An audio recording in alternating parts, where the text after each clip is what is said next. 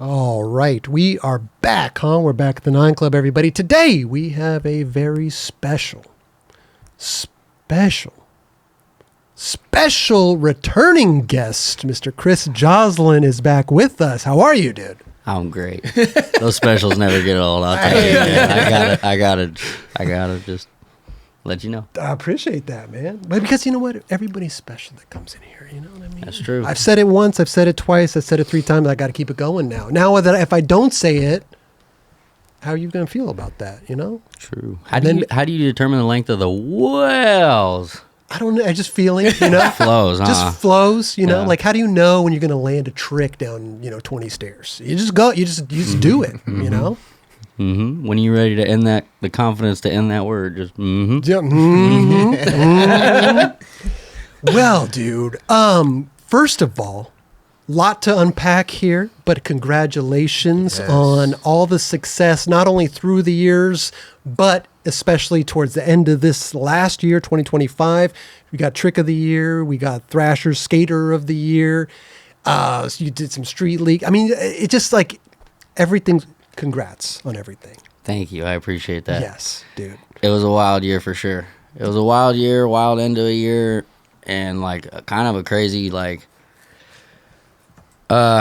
guess before diving into it, we'll go to the most recent feeling of it all. Was kind of like, what's next? Yeah, really. You know, what do I do? Was that like a what's next? Like, oh, you're feeling like energized. What's next? Or like, what's next? I've done everything I ever wanted to do now. I wanted a Thrasher cover. I wanted Skater of the Year. I wanted to win a Street League. I wanted to get Trick of the Year if possible. Right. And did it all. Wrapped it all up. 1 year. Yeah. And so I love that. it wasn't like I could win a Street League and be like, cool, I'm on this high now. Let me go for Skater of the Year now. And then like, all right, yeah, I got that. Let me go for Trick of the Year next year. Like, no, it was kind of all just like bam, bam, bam, bam. Oh, whoa, what do I do now? Wow. That's how those last 3 weeks have kind of been. Okay. Yeah, I'm sure you're going to figure it out. I'm sure everything's going to happen. Yeah. You know, because there's going to be other things. There's going to be other gaps. There's going to be other stairs, you know. But I think he conquered the best of them. I know, Davis. but Davis. El Toro. Wait, which one's that? El Toro. Not to mention, dude, we got to listen. We got a lot to talk about. Real quick, the next thing I would say is Costco Gap. Trim some bushes down. Get a trick going on that.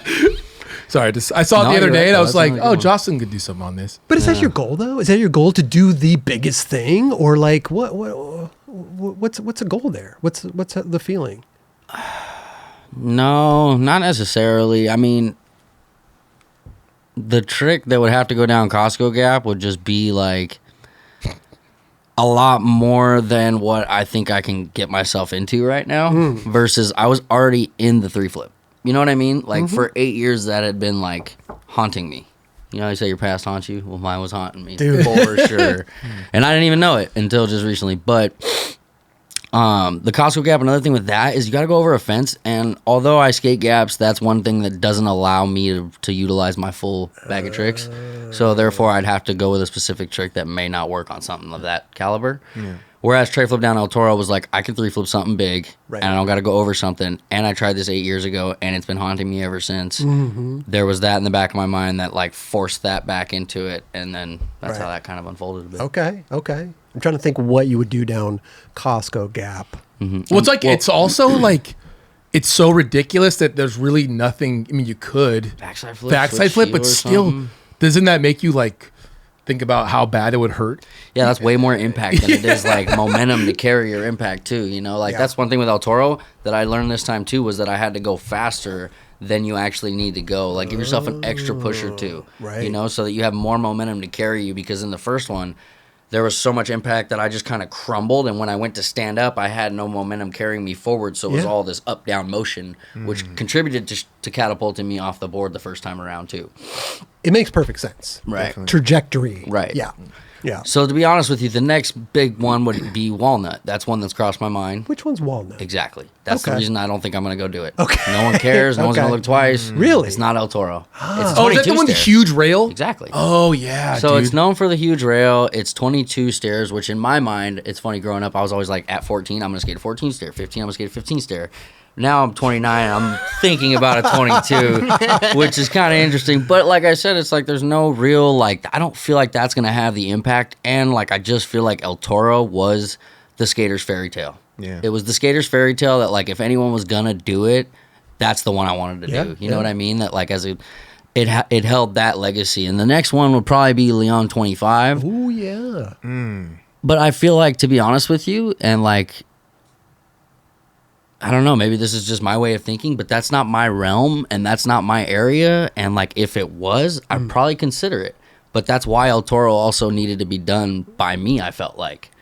And like, why I needed to go and do it. It's in my neck of the woods. It's my local proving grounds. Like, boom. And like, dude, Aurelian lives in France. Right. Like, bro, you go do that. That's yours. Like, Yeah. I don't care if it's 5 stairs more. Put your mind to it and go do it. Have you Like, been to if it was the- El Toro 25 in my area, like, it would be a different story here. But like, anyways, like, that's yours. You need to go handle that. But I'm gonna like, that's yours. Have you been to the Lyon? Yeah, 20? I've been there. You've I went there with French Fred, actually. You went there? Yeah, with he French took Fred? us there. No way. Mhm. Now, were you looking at it like, I can do this, or because it's been ollied, it's been I mean, you'd have to flip down it or 180 or do something like that, you know? Yeah, and I looked at the height, and then I even threw down at it once, but it's got those real small square tiles that, like, I'd probably have to adjust my board for, and this, that, and the other, and like, again, that's a whole battle of a mission that just isn't in my neck of the woods to go and get into, especially not when I've got 3 kids here Also- in the States to be around and do things with. And, That makes sense. People have already had their story, like Jaws had his story on that. You know what I mean? Like there has been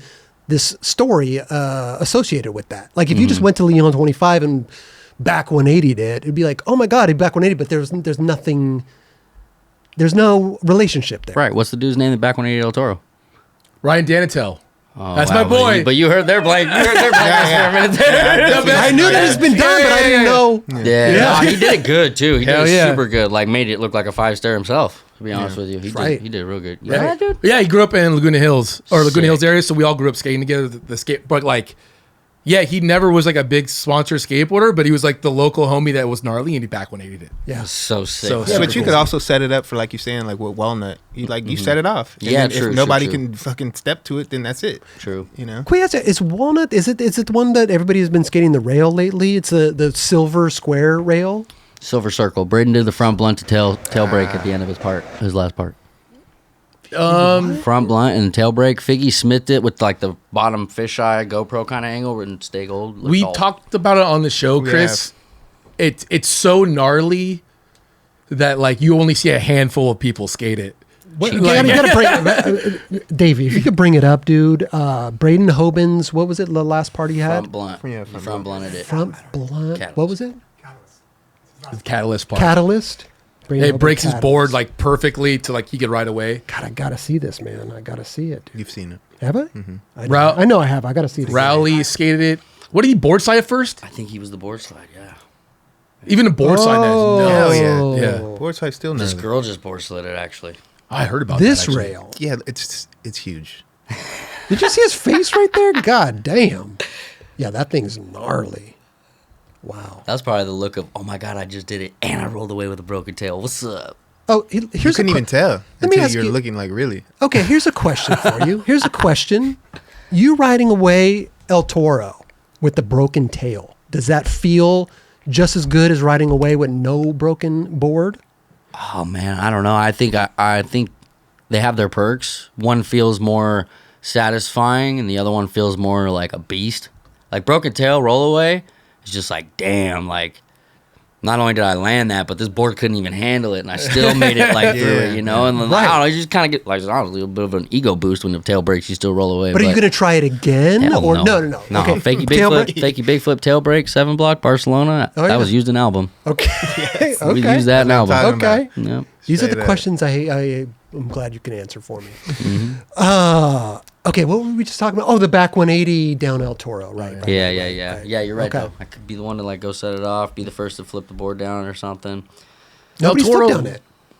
Walnut. Nobody's flipped down it. No, I think Nobody's ollied it. Did he ollie? I don't remember that. Okay. I think obviously El Toro has such a lineage of like a story behind it of like watching people do it. Obviously with Nuge and then Arto front board and all these things. The story's got to start somewhere, though. Is what I'm saying. Yeah. I think You're right. you can be that dude.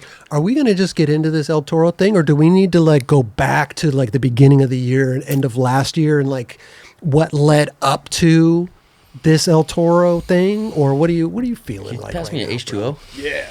What are you? Oh, he's getting. You're Thursday, man. It's like he's ready to. I mean, man, this goes back. This goes back to like the reason I even stopped trying it. To tell you the truth, Right. like, I guess like thank you. Well, I know it goes back like eight years, right? But this whole year and the end of last year is kind of what set it off, right? Am I correct? Yeah. So, filming Joyce, we went out to Barcelona 4 times and whatnot, and then by the end of that, I tray flipped that double set out there, and that kind of like re-sparked my love for tray flips again. I was like, oh dang, I did another big one. And it's funny how history kind of repeats itself. I almost look at that as like the Davis one real quick, you know, like mind you, a couple years ago things were a little south in the contest scene and my video parts and this, that, and the other. You know, I had some cleaning up to do, and so it was kind of like a restart. And like that was like almost like my Davis Gap round 2, you know, and like, how do I explain it?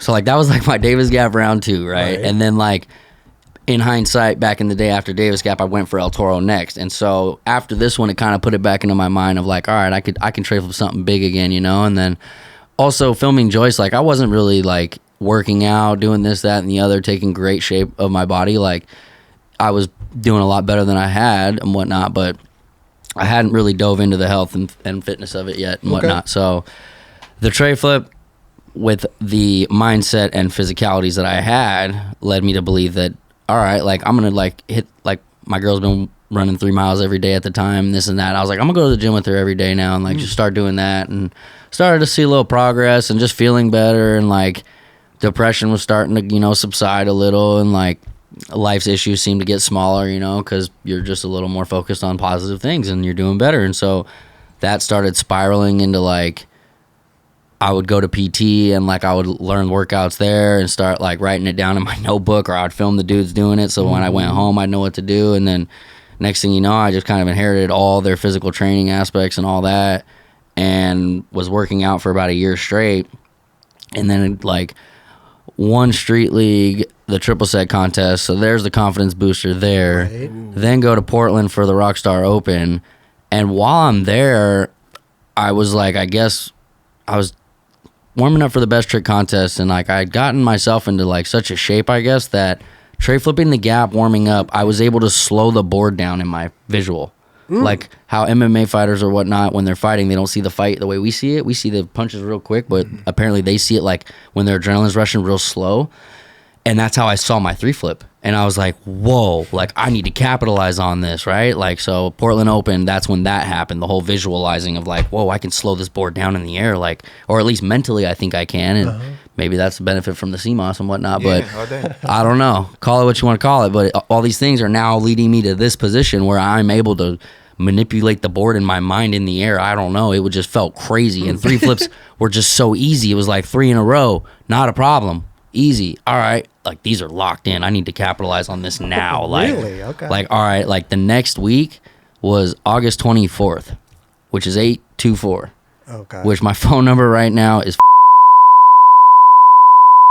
I can't give away your phone I don't number. care, dude. I'll get a new number, dude. You got to hear this.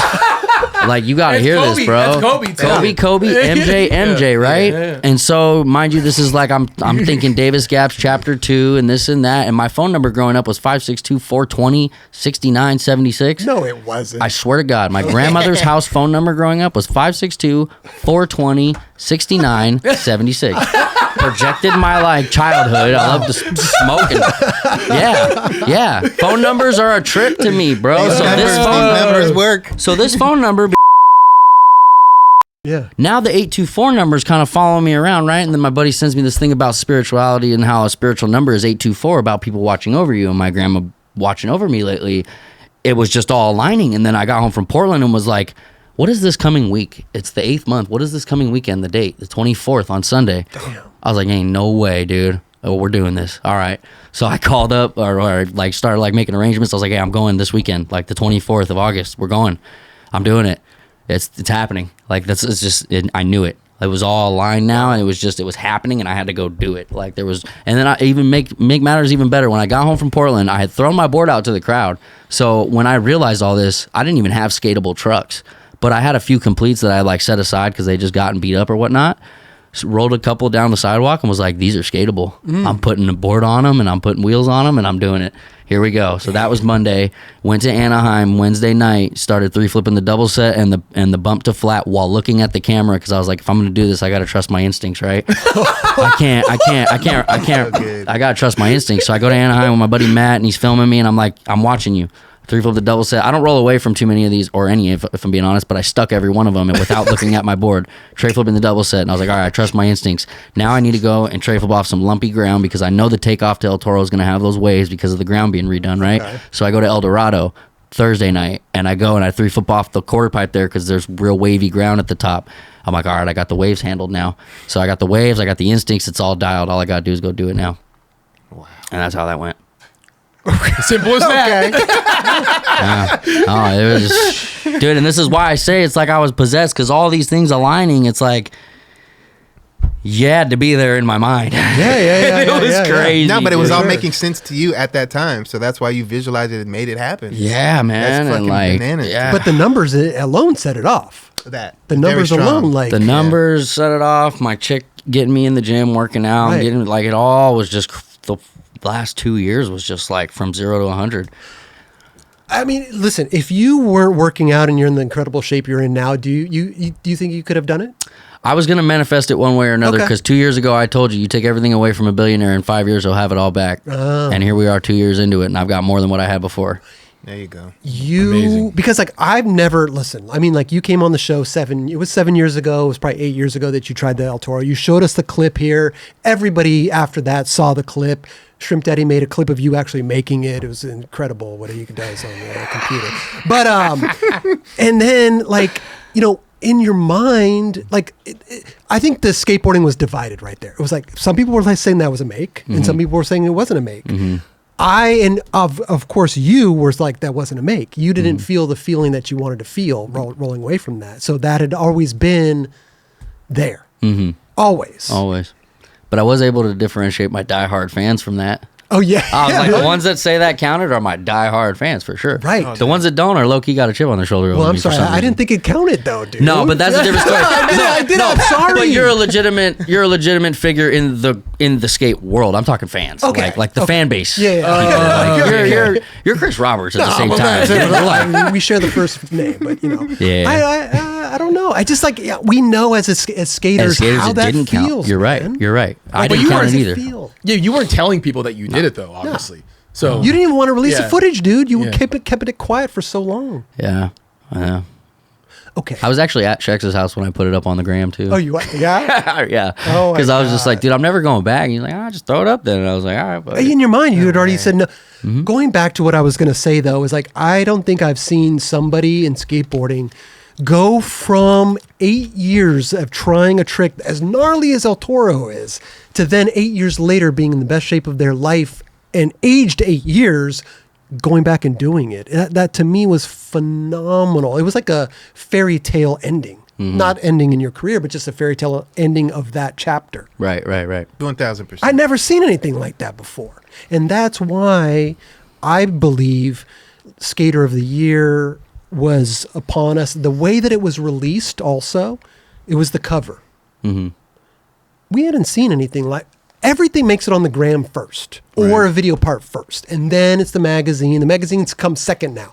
Back in the day, the magazines came first. Everybody's seeing it in the mags first. Then we see the video footage. It was like you rewound time. Thrasher rewound time. The rollout of it, to me, was like a flashback of how it used to be and the anticipation of the trick. I want to see this. You had the whole skateboard industry buzzing about seeing this trick. We saw the cover. We saw the sequence inside. We hadn't seen anything. We were waiting for the damn part to come out. And then when that fucking part dropped, dude, you want to understand that thing had like 500,000 views in like a day. Like everybody went there to go see this trick. because it's the most monumental thing that's happened in skateboarding since probably the 900. You know what I mean? Like, it is monumental. It is. Yeah, it's the 100%. biggest celebrated skate trick in over a decade for sure. For sure, yeah. Definitely. Yeah, you can't even think about any other trick. Yeah, Think about it. I'll wait. Thank you. Well, it's such a famous spot. I think that, I mean, what other spots are like that these days? That's like the ultimate one. You just kind of put the cap on it right there. Yeah. You Bro. know? Done. I mean, did you feel like when the cover came out, were you like, now because the part was done at this point, or no? No, this was probably like my 4th or 5th clip I had filmed.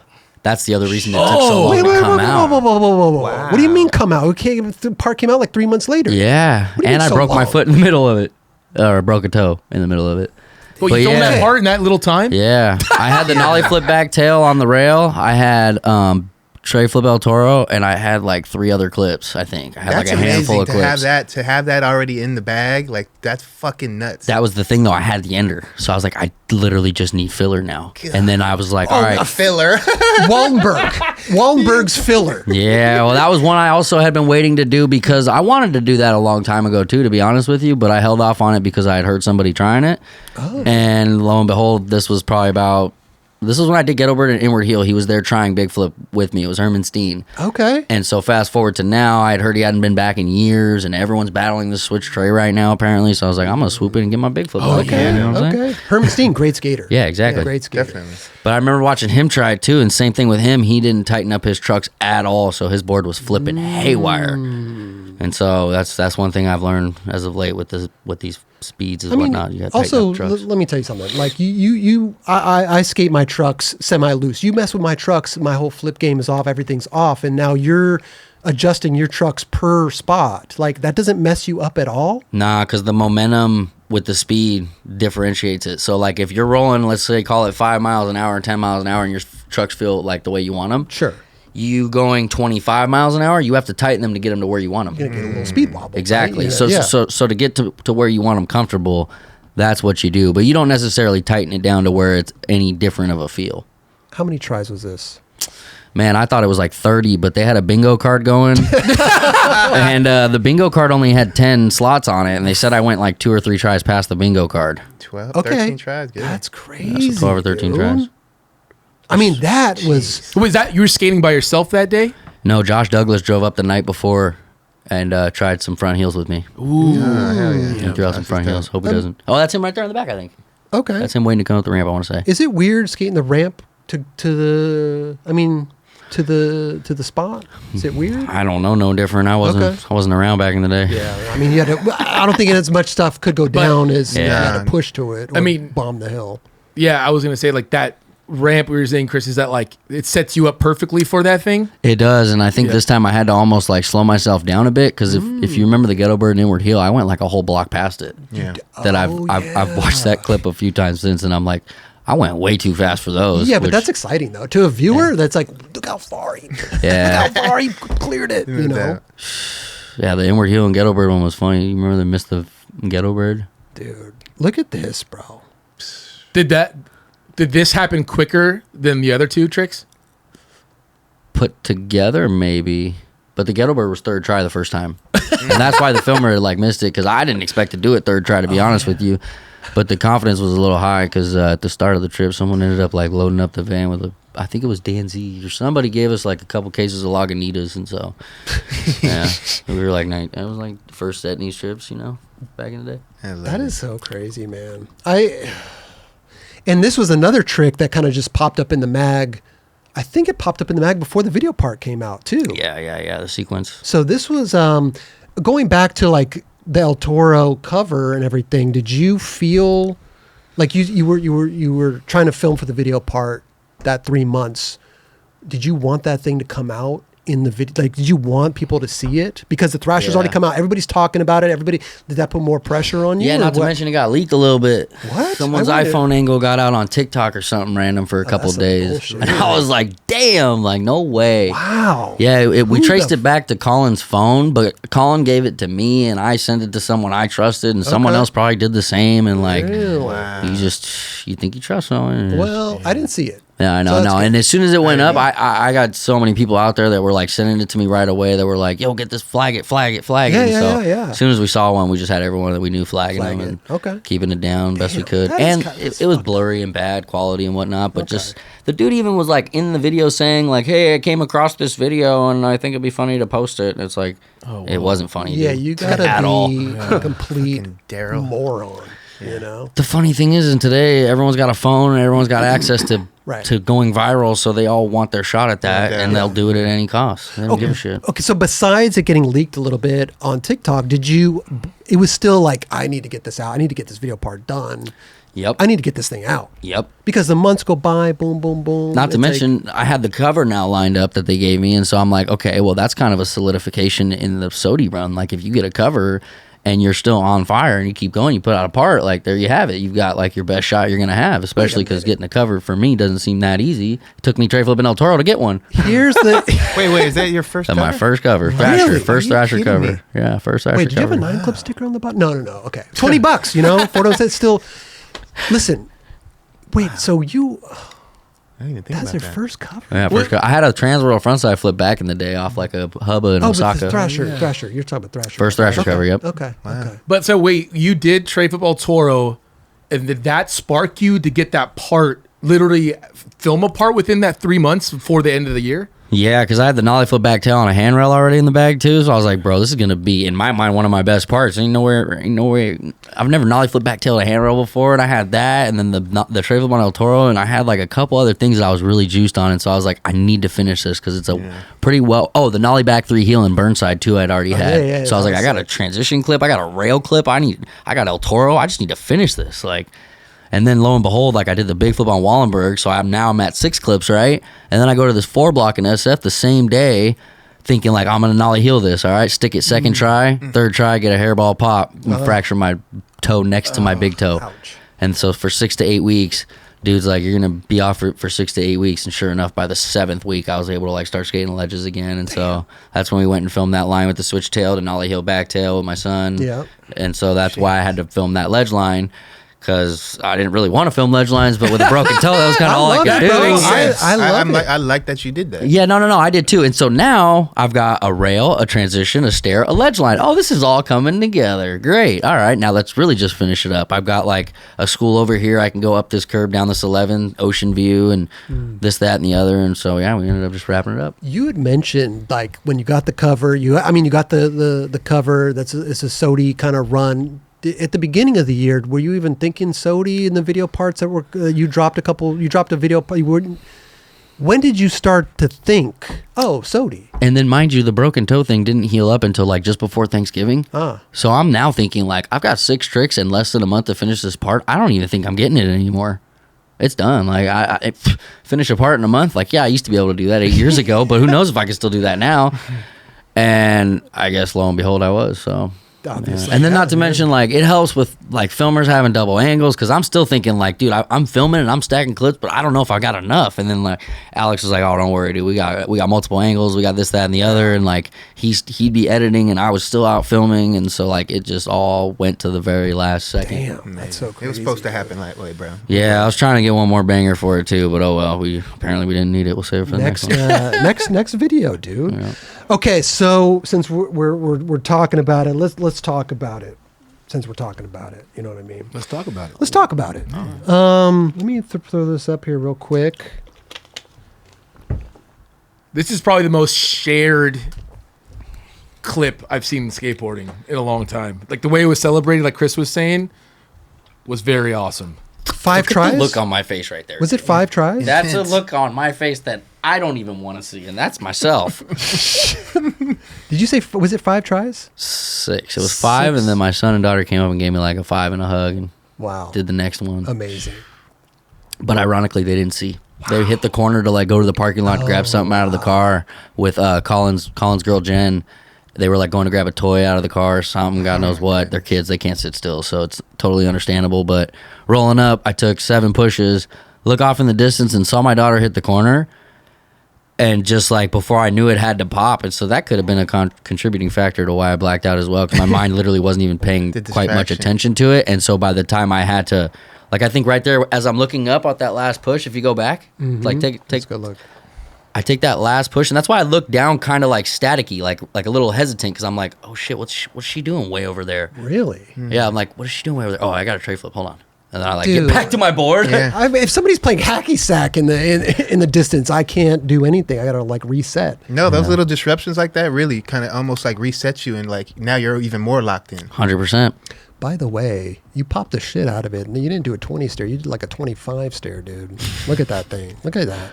Dude, absolutely perfect. And you had said that you blacked out, right? You were rolling up. You looked down at your board, and then all of a sudden you're riding away. Yeah.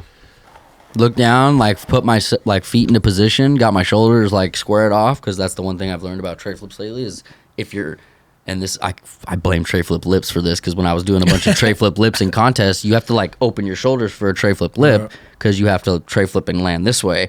So without knowing why this was happening, I was doing like tray flip lips off stairs, and then was like, why are my tray flips flipping crazy? Like there's this one back in an Etnies video where I do like a 3-flip, 270 flip catch, finish the rotation, and it was like, whoa.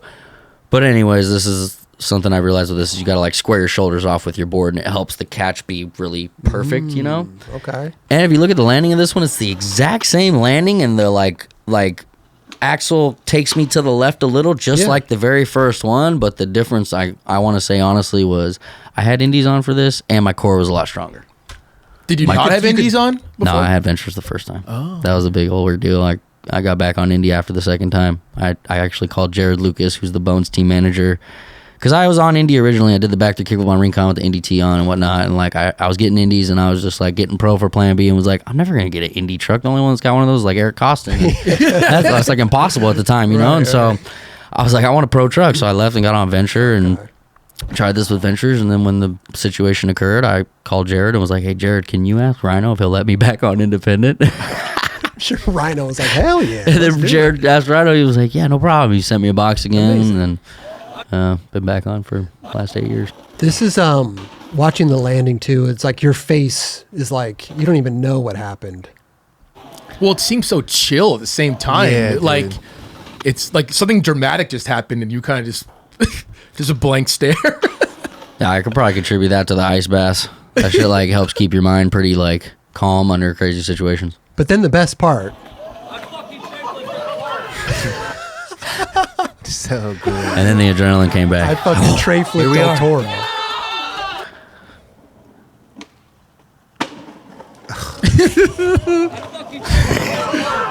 So fucking good, bro. Dude, it's crazy how like if you know about like breathing and everything too, it came down to the breath. Like to withstand that kind of impact, I had to have taken off like with a full body of oxygen. Yeah. Any weak link, and that was not gonna happen. It's pretty crazy. I've never seen any human emotion The like best this celebration before. ever right there, bro. That's Real crazy. talk. Real talk. Has there ever been a celebration with like the kids in the that you can can't think recall. of? That was incredible. What did your kids have any idea to what was going on? Ever since they have. But no, at the time they didn't really know. No, they had no idea. Like, they concerned their dad's flying down 20 stairs? They think it's totally normal because like ever Take since them on sessions, yeah, right? yeah, and like 12, 13 stairs, that's kind of the same thing to them. They don't know El Toro's that much bigger, Right. you know, in their eyes. It's all the same thing. Not a lot of kids, not a lot of people bring their kids to like a sesh like that too, like an intense sesh. Like they want to kind of just focus in and hone in. And I think that was your advantage because you were kind of like, again, like almost harnessing that energy of like my family here, everyone's here, that needs to be here. Mm-hmm. You know what I mean? And Well, and so I only spend half the week with them right now, and like I almost feel like when I'm not with them, half of me is gone. And so like if half of you is gone, like you ain't riding at full capacity. You ain't, you know, like, dude, the days I'm not with them are just so, like, it's harder to get out of bed. It's harder to do everything, dude. You find like, I mean, granted we have a newborn right now and whatnot, and so I got like a lot to do right now, but still it's like that just differentiating of like, I used to wake up to them every day, and like then now I see them half the week, and that half the week that they're not with me, it's like that those days are hard. So like honestly, I say it's easier bringing them with me on skate sessions because it makes me feel more whole. So not to mention your kids, but also like you had half the industry there. You got the McClung, you got, I mean, Zion, Jamie Foy, like all the heavy hitters and stuff. Like, did you do a trick in front of a lot of people? Was it hard? Or do you like does it give you energy? I think it gives me energy for sure. Okay. Yeah, I think maybe almost not even so much an energy, but a little bit of a kind of like a responsibility almost. Okay. Like gives me like, all right, like I can't let these people down. You know what I mean? Well, it's the same thing with like Wallenberg, right? You have the ramp there, you have all these people there. It's like a production. Right. It's like it gives you more. You know when they say like, "Oh, cops are here last try." You sometimes you do it last try. You do it because of that. More often than not. Yeah. Right. For me at least. That So pressure. you like the energy. You like people's energy. Not to mention Zion and Jamie are like two of my favorite skaters. Yeah. Like the top two probably right now. What and have been for the last since they came on the scene. You know, we all came kind of on the scene at the same time. Yeah. And so like, I was always watching those dudes as like, wow, like look at the way they skate, like that's amazing. And so like, and it's very few people that I look at that way nowadays, to be honest with you, because like I like effort. I like people that try. I like people that go out of their comfort zone and do gnarly things. And there's kind of the two left doing that still too, to be honest with you. And Jamie Foy is such he's so calculated. Like you guys must have great conversations talking about skating and the way the all the little minute things. Yes, but at the same time we see things so differently because of our realms. Right. You know, I'm a stair skater, he's a rail skater, so like we see our own things the same in the sense that like he's very confident on rails, I'm very confident in stairs, and so I can make sense of how to skate stairs and he can make sense of how to skate rails. Sure. Yeah. That's so crazy, dude. Yeah. I got a question real quick. When you're skating something like that specifically, people are there, but are you talking to anyone, or are you in your own complete zone? Kind of like a pitcher in a baseball game, like doesn't talk to anyone? I'm in my own head, I'm not talking to no one. Yeah. So you're just going back and forth, like... Yep. And you can see in the clip too when like I'm like doing stuff with my hands, that's me in my head saying like, all right, the board flipped too much this way, I gotta get it to go this way a little bit, like all right, like, or maybe you don't see it in this, it might be in the My War more where you see my hand movements and stuff, but yeah, even that one roll up where like I get mad and I'm like, why didn't I try that one? Like that's what's going through my head. I'm like, why didn't you pop your board? Like what the hell? Like it's all me versus me once it gets started. It's so crazy because you see the intention in your body movement and everything, like you're gonna get it done that day. Did you know you were gonna do it? I know, like some people are like, "Fuck, I got it." Like, or is it? Yeah, I somehow did. Yeah, I somehow did.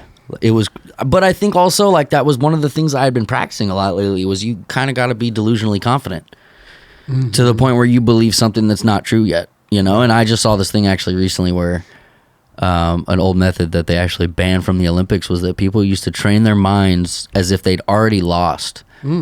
Right? And so they would train their minds as if they already lost. So the night before, they'd envision themselves in battle, going against the people and losing brutally, like a brutal death, right? And so when they'd go to battle the next day, they would win because they had no fears. There was no fear. They were delusionally confident. Okay. And mind you, at this time, like going through what I went through the last couple of years, that was one big thing for me too, was like one of my biggest fears was starting over. As a kid, I don't know why that always scared the shit out of me. Starting over, like having to start something over scared the crap out of me. And then realizing recently when I was doing all the working out and like being in my garage a lot and just, you know, self-examining and whatnot, I was like, wait a minute, I've faced all my greatest fears. I've faced all my biggest fears. I'm starting over now. I've hit rock bottom. I've done it all now. Like, what do I got to lose? Right. And so that was another thing that pushed me to be like, all right, like, what the hell are you afraid of? What the hell are you scared of? You faced all your biggest fears and you're here. Yeah. Like, yeah. Skating better than ever. Yeah, exactly. Yeah. Crazy. Yeah. So it's like, if you weren't meant to do this, you wouldn't still be here. It almost felt like it was crazy, man. That's crazy. Life's a trip. What did you do after you did the tray flip? What did you? He went to Shakey's, man. Got himself a pizza. I actually drove straight to the tire shop because on my way home I got a nail in my tire. That's Look at the No real such thing as real a life perfect things. day. Real life. Real life things Yeah, happen. and now I'm at the tire shop with my son and daughter who don't want to sit still after I just 3-flipped El Toro, and all I want to do is sit still. And so we're at a tire shop. I got to nail my tire, God. and they're like, "Hey, you got a spare?" I'm like, "Yeah, there must be one, right? Like it's got a donut on there." And they're like, "Yeah, we'll throw it on there. We'll get you a new set of tires." They throw the donut on there. They can't turn the axle because my car's got a bit of a lift on it, and the donut wasn't fit for the lift, so I couldn't drive the donut home. And so lo and behold, I'm like, now I'm at this car shop like, well, what do I do? We got to maybe now have my neighbor was with me. I had him come with me to El Toro, my neighbor John. And so we're sitting at the tire shop, and he's like, I got to have my son come pick us up, and we'll drive you home. And I'm like, but I got to get my daughter to school tomorrow still somehow. And like, this is my only vehicle right now. And so lo and behold, the lady was like, well, did we try to patch it? And I was like, that wasn't your first thought? But anyways, so now they're like, oh, well, yeah, let's see if we could patch it. And so they patched my tire and sent me on my merry way till the next day, and I got a new set of tires. Are you still running off adrenaline right now? Are you still like buzzing from what just happened at the tire shop? Yeah, well, I'm also like, yeah, I don't care. I got to nail my tire. Oh, well, you can't take this smile off my face. I could just I literally imagine. said that in the tire shop. I was like, I don't care. We can sit here all day. It don't matter. I could just imagine. My son don't even have his shoes on anymore. He's running barefoot, just having the time of his life. And I'm like, good, you deserve it. I'm right there with you, I could bud. just imagine just still buzzing from what transpired, what happened. That's crazy, dude. And then it was like, then the whole world started buzzing. And I was like, oh boy, yeah, I got to go Christmas shop. I drove over to Target, sat in the parking lot and looked at all these cars and went, I'm not going in there. Dude. I just had 8 interactions at Ralph's. No, thank you. How did you, from the time you tray flipped it to the cover coming out, how long was that? Did they rush that thing out? Because sometimes covers are like, or mags are like a month or two back. I don't know how Thrasher operates. No, I do think it took a few weeks. Like it took a couple so weeks they and really- we weren't sure. And then I think they did it was right around the dime contest. So they faked that one cover. Yeah. A lot of people believe that. Yeah. That's crazy. Gerard- Yeah. I did. I did. And so I was like, oh, okay. Like, and then not to mention it turned into this little rat race between me and Tom. So I was Yeah. like, oh, damn, what's going on here? Like, what's happening? Maybe they're just, I don't know what's going on, you know? And then sure enough, like that turned out to be fake. And then the real thing popped up and I was like, oh, damn, it happened. I got How it did they show you? How did they surprise you? Oh, it actually got leaked. Oh, it did. Yeah, it got leaked on Slap, and then Colin was like, yo, did you see this by chance? And I was like, well, did I see what? He's like, this. And he's like, I don't know if it's real or not. I got it off, like, someone sending it to me off Oh my Slap side God. message board or whatever. So sick. Because Slap has, like, a trash bin or something that people can, like, put random stuff in. And so someone got a hold of it at Thrasher and put it in there, and then that got to Colin to me. So crazy. Nothing And- is sacred, bro. No. Dude. No. Then a week later, it was out. It dropped. Wow. Because that's Okay. internal. Like that's internal shit. It almost seems like that would just get leaked like that. That's No, it's for crazy. sure someone at Thrasher had the power to put it in the Slap thing, and so Yeah. someone even in the mixes. That's crazy. Crazy, dude. Wow. But it also creates some It sort of creates buzz. a buzz you for know. sure. Yeah. I can't deny that. Yep. Yeah. So before the video drops, Thrasher cover comes out. Everybody's buzzing now. The whole skate industry is going crazy. Never seen anything like it in my career. Quite some time, It's, yeah. it's So, very rare that a skate trick creates this. lawsuits.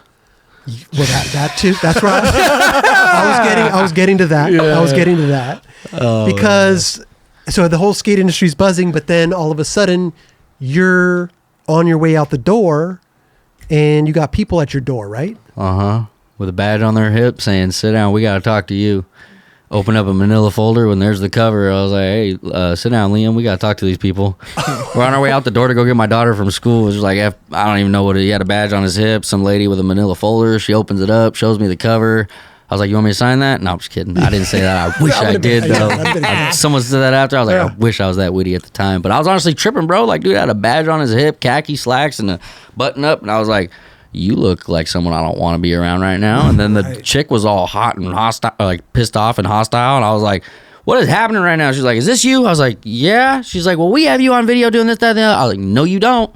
She's like, what do you mean? I was like, I didn't do none of that. And she's like, yes, you do. We have you on footage. I was like, no, you don't have me on footage. I didn't do none of that. Now, what do you want from me? She said, we want to know who's going to fix the damages. And I said, not me. Here's a phone number. I got to go get my daughter from school. Goodbye. Wow. And I watched them call my agent from my driveway as I drove off to go get my daughter from school. And that's how that went. And so are you now? You got you got to drive to. Yeah, Are you now just I'm tripping. waiting? Now I call Yeah, him now and I'm you're like, trying- yeah, what's I'm like, going hey, on? someone's gonna be calling you in a minute. He's like, what you mean? I'm like, someone just showed up at my door with a badge and they're like asking for money and they want repairs and this, that, and the other. But when they showed up at my doorstep, they only wanted like $6,000 apparently is what they said it was. Okay. And what we had tried to do was be like, hey, we'll give you the money and let's like work things out to where I go to the school, do demos and like, work things out with the school to where it works out for everyone. I'll explain why this is dangerous, Right. don't do it, this, that, and the other. No, we just want the money. Wow. Basically. They didn't say that word for word, but that's what ended up happening. And now they're fast forward, they're a little more money into it. It's a whole big theory right now. So Right. Yeah. Talk about like 5 digits rather than like 4. Yeah. Right. Yeah, they're in the So it's still pending, right? Mm-hmm. I think they're dealing with like Thrasher now for the lawsuits and stuff like that. Like Yeah, because in all literalness, that's not like anything I did wrong. What they want. I did a tray flip down a 20 stair and called it a day. Exactly. Later. Exactly. We You got. gotta go find your other Well, suspects. they It ain't were- me. they I'm were a smooth criminal, Dude, they baby. should put that up at the high school, dude. That should be like a whole poster or something, man. Right. Straight up. Well, we covered, obviously we have our live show. We covered the tray flip down on tour. We got hit with the cease and desist from them as well. And but we're just covering what's going out, what's already out there, right? We didn't do anything wrong. They couldn't really do anything, but I think they were trying to shut this whole thing down. Meanwhile, you got every goddamn content creator on the internet creating reaction videos to it. So there's no way that they could stop this thing, right? Yeah. But so this is an ongoing thing. We don't know, as of filming this right now, we don't know what's happening with the lawsuit or anything like that. I know that we're not involved with it anymore. Right. And I'm They're pretty sure wasting, it's just- they're wasting money in time of people. right. For- But I will say that we have video footage of El Toro now being, Oh, wow. that's the top of it. They're putting planters in. Is that So- a word around town? That's a word around town. So we have footage. This was taken off of an Instagram account of them going to work on El Toro, fixing it so nobody can go back. It's shut down. Yeah. It looks like they're gonna lay down. You know what's funny is it looks like they put blind bumps in right there. That's what it looks like, right? Yeah. Right. There's a lot of them. But a lot of where's the planner rumor? Well, coming look from? at all the They're putting the bricks in. look at all the right? bricks Yeah. and stuff like that.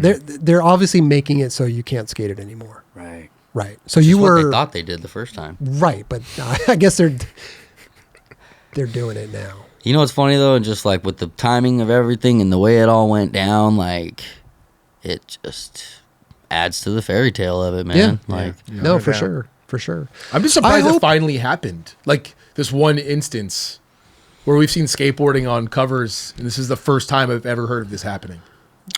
Which is hopefully it doesn't happen again. Social Right. media is But- a very powerful tool these days, and I think that's a big part of it. I mean, everyone's seen it. So like kids are like showing their teachers like, hey, this kid flew down these stairs, and then one thing leads to another, and then it gets to where it's at now. It's my like daughter's teacher showed the whole class the part.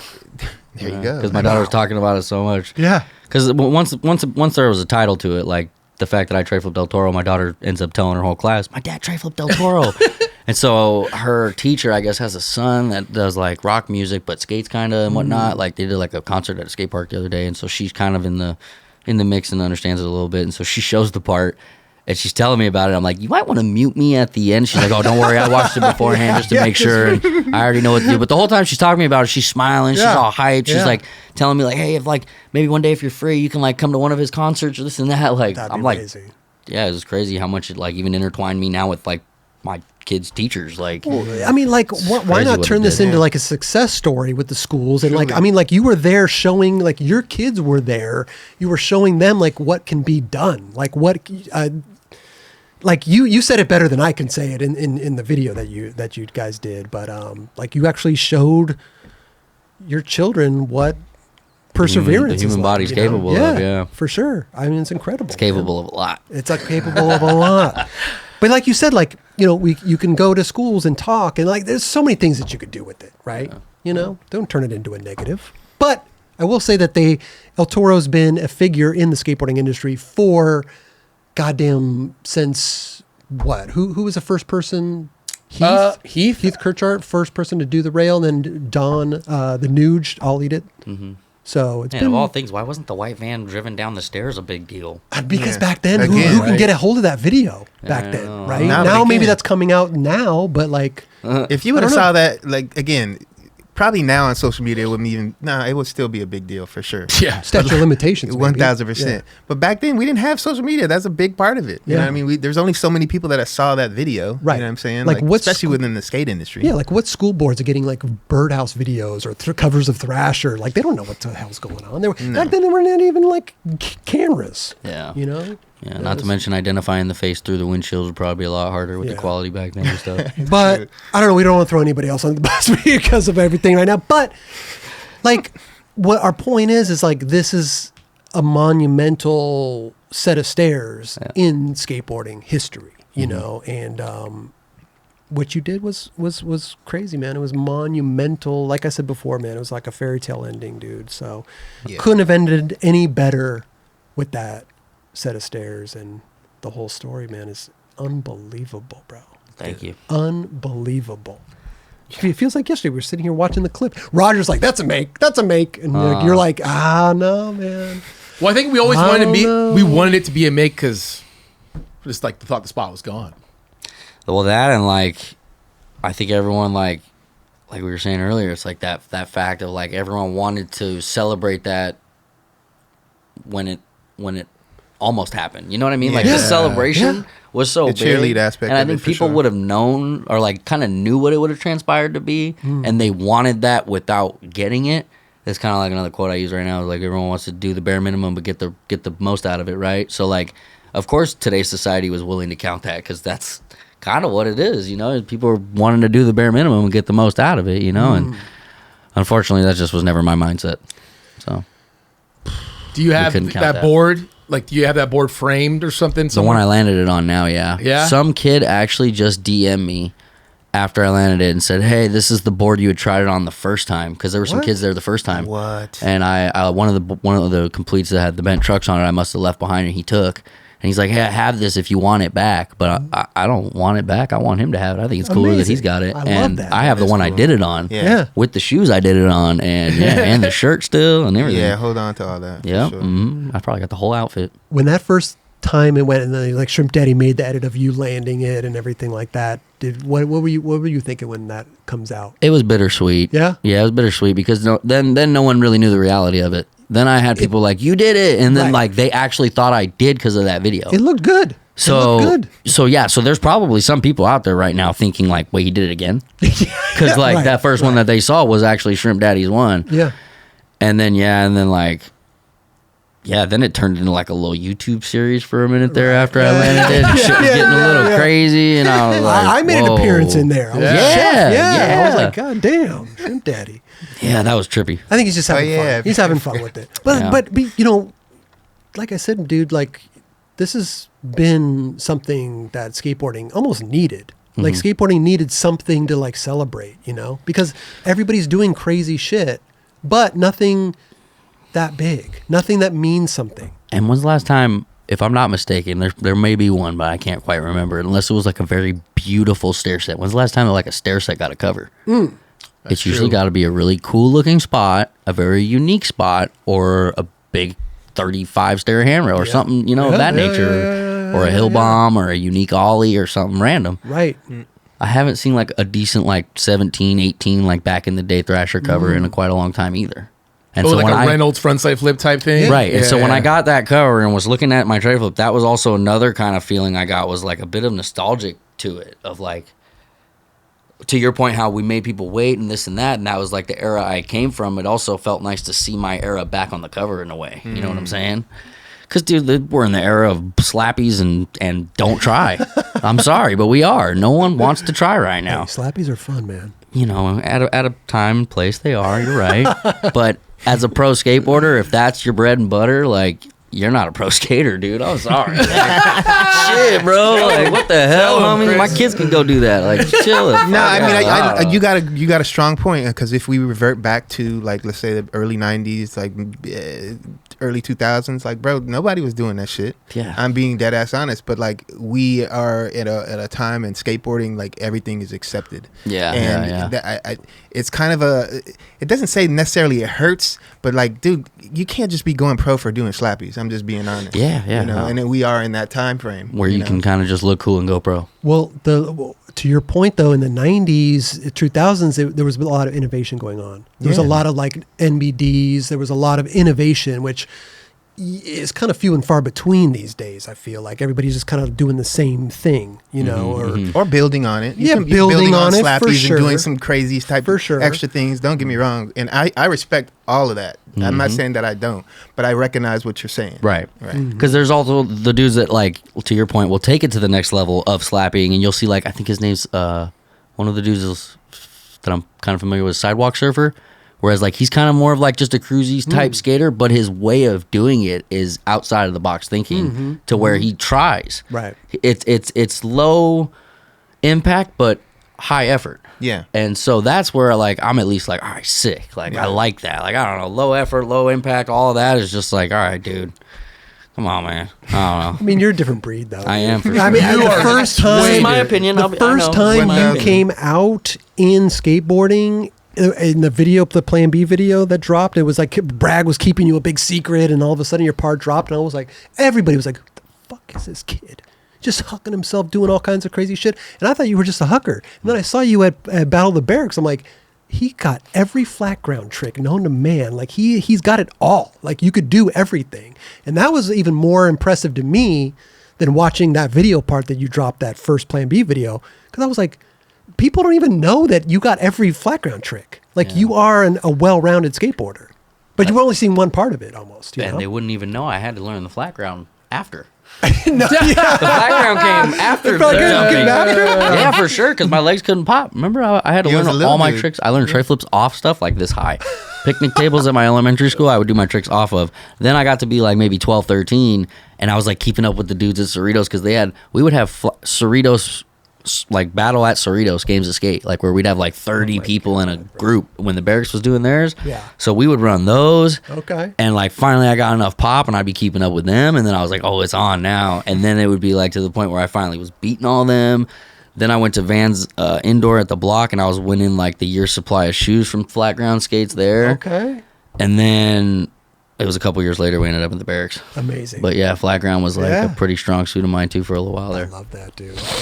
Let's take it back, because we were talking when we first started talking. We were about the end of 2024, going into 2025, and all the stuff you've endured. I mean, you had video parts from G-Ma, your grandmother, so she must have been a big influence in your life. I don't know that too much about that, but you were repping that strong. Yeah, for sure. So what was going on that?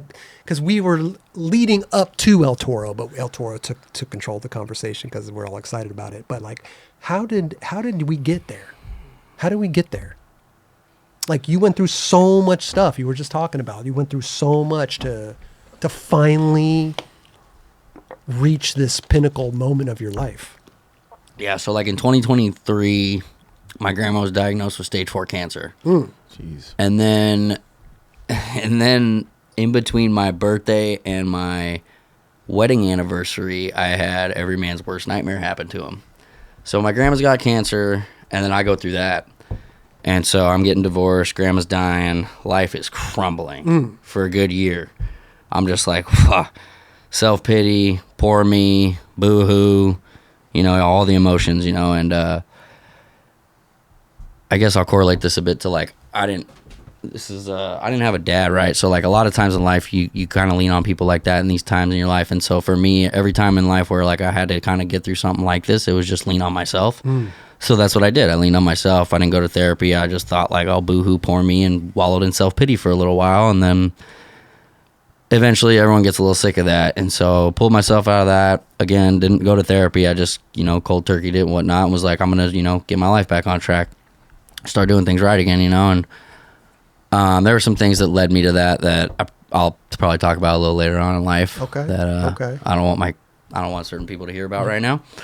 But long story short, I battled a lot of demons, and then led to me cleaning up and getting my life back on track. And then again, that's throughout this whole bullshit, though, I was with my lady Kiara. She was like, a godsend. And the funny thing about that, too, back to the numbers thing, is me, my son, my dad, and his dad are all born on 10s.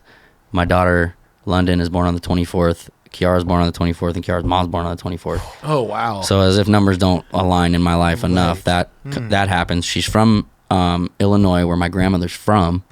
My grandma's from Springfield, but she's from like LaGrange, up a few hours up, but just both from Illinois.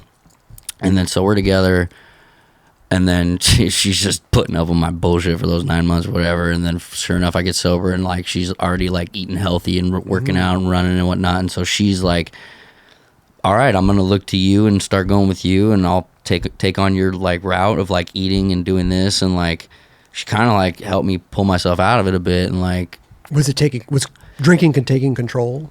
Yeah, was where it was getting out of hand. Yeah. Before I got sober, it was bad. It was real bad. Like, every day. Damn. A lot of it every day. Okay. Was it like continuous or just kind of off and on type? No, it was every day for 8 months straight. Damn. And it was until I couldn't think straight, and I'd fall asleep till the next day. How did that impact your skating? Terribly. I missed like 5 3-flips in a row at street leagues. Like that's when I was like, like that's where the whole interview of like, man, this is everything you ever wanted and you're gonna give it away. Like that was a big realization too in Sao Paulo Street League, the one Kareem was at, and we had that little Ghetto Bird live conversation. Yeah. That was not one of my fondest moments, but that was sick. Even just to rap out with him about it was real cool and whatnot. But that Street League, I missed 5 3-flips in a row off the gap. And I was just like, dude, this is like Reynolds missing a frontside flip. Like, and that's what I compare it to. Not that I am Andrew Reynolds, but I looked up to Andrew Reynolds, and if I ever saw him miss 5 frontside flips in a row at a contest, I'd be like, what's up with dude? So I'm like thinking to myself, like, again, I got to self-analyze because this is just how I roll. I just do things in my own head. And so it's like, if you're missing 5 3-flips in a row, who the hell are you? What are you doing out here? This is where your skating's at. And so there was that. And then, like, pretty big rock bottom happened after that. I was just like, if I can't skate, who am I? And like, didn't want to be here anymore, long story short. Wow. And that ironically didn't happen due to the position my girlfriend was standing in at the time too. So lo and behold, she saved my life. And not only saved my life, but then helped me get my life back on track. And fast forward now, we have a kid together. 2 weeks after she gives birth is when I go to Portland for this Rockstar Open. Amazing. So when people ask me how the new baby's doing, I tell them it's very healing, because simultaneously as she's born, 2 weeks later I go to Portland, then the El Toro thing happens. Right. Then like I'm back at home like nothing ever happened, but like this new baby's just brought so much life into our lives, and like, I don't know, it was just like a fresh start too to that aspect. And so like all these things are happening, right, to like better and better and better, and just boom, boom, boom. And so like, it was just chapter 2 finally got to start and take off. And when did you start to like work out and do all that stuff? Because you changed dramatically. Like I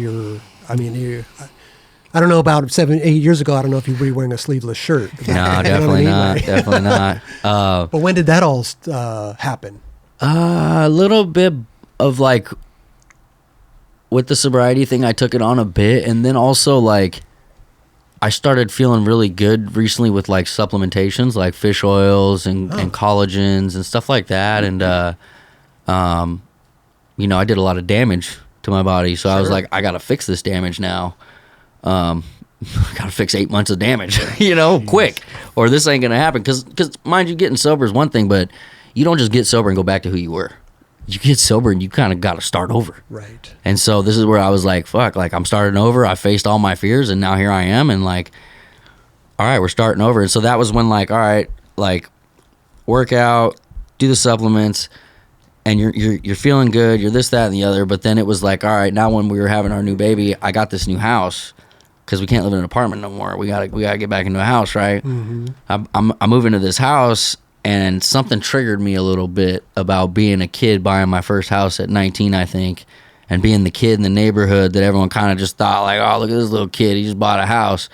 I was like, I ain't gonna be me this time. So I bought that house. First thing I did is put a gym in that garage, And every day I'm out there 5 a.m. while everyone's driving to work, doing whatever I got to do, working out, lifting weights. And I'm like, you ain't going to look at me like I'm any different than you are this time. I'm going to make sure you respect me. You know, I don't care if my work life is different than yours. You're going to see I work just as hard as you, if not harder. And so my mentality for when I first bought that house was I work harder than everybody, and I know it.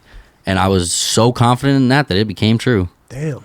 And the next thing I knew, I'm bringing people over to work out, and they're fucking damn near dying, bro. I'm like, oh shit, my bad. Like I didn't even realize. Like I'm telling you, like it's gnarly, dude. The workouts sparking some people in the neighborhood. Huh? Yeah, and then like working out's like skating, dude. Where like you can put a workout together that isn't just lifting weights. It's like a new movement for for like your body that you've never done before. So you're like igniting new neural pathways in your brain now. Yeah. So like I said, when I got to go fix this 8 months of damage and I started realizing what I could do and regrow brain cells and this, that, and the other, I was like, I'm on it. And so I reprogrammed my Instagram, unfollowed every skate account I was following because, to be honest with you, I don't care. Like, I'm not inspired by many skaters right now. I'm inspired by my own shit because like I got to keep up with myself. You know, I don't got to keep up with whoever's doing God knows what out there. That's not me versus them anymore. It's me versus me again. So I unfollowed all that, and I just follow like positive influences now and like motivational speeches and things that like, dude, I'll be sitting on the toilet and like before I'm even done, I see something that's like, I'm getting off this thing, dude. I'm out of wipe here. first, dude. Yeah, I know exactly. No, Make sure you look too. no, dude, a couple of times it's like got me so good to where I'm like, oh shit, yeah, toilet paper. Like, fuck. You're like, what am I doing? I'm sitting on the toilet. I gotta do something. Straight up, dude. David Goggins was a huge factor in that. I hadn't read a book since 3rd grade. I read one of his books. How's that guy? Oh, he's crazy. He's, you know what's funny though is you read the book and you're like, well, at least me, I read the book and I'm like, you and me are a lot alike, dude. You and me are a lot alike. He grew up without a dad, like with a dad, but with a dad that was like gnarly, and so like it's kind of similar to like being raised by the skate park. These motherfuckers are gnarly, dude. I was getting pinned down, dicks drawn on my stomach at like 9 years old. Like, it ain't the easiest life at the skate park when that's your and maybe not 9. Sorry, it was because my grandma was already dropping me off, so I'd have to be about 12, 13. Okay. But still, you know, you're just kind of getting a little picked on and bullied as a kid. And so, like, I looked at the way he was looking at shit, and I was like, damn, like, we had to look at shit a lot alike, you know? And so that was cool because it made me realize, like, the craziness I have isn't, like, the craziness I am. It's the craziness I use to get through my days. Right. You know what I mean? It's the same thing he does. He's like, we're all a little crazy, but it's like, how much of that craziness do you need to get you through the day? And some of us need more than others. That's true. Yeah. I know I started running recently, and I can feel a difference in my brain. I can feel a difference in my stamina. It's crazy. Like, it's just jogging. It's not like anything crazy. I don't have a home gym like you do, but you know what I mean? But just the little things that you could do to change the way that your brain functions it's incredible, man. For sure. What the human body is like, is capable of is psycho. And I think I can contribute this to like the one time I did talk to like somebody of like a therapist or counseling. They asked me who I was without my skateboard, and that one kind of got me. I was like, whoa, who am I without my skateboard?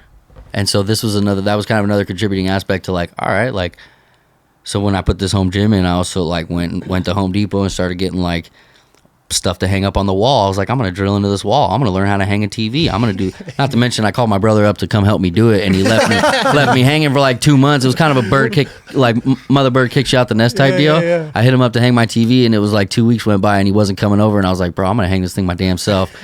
And I was like, yeah, why not? Like, shit, oh well, if I put a hole in the wall, like, dude, okay, so I'll break it down to you a little bit like this. I went to hang some curtains when I first bought this house, and the curtains come out of the box apart, right?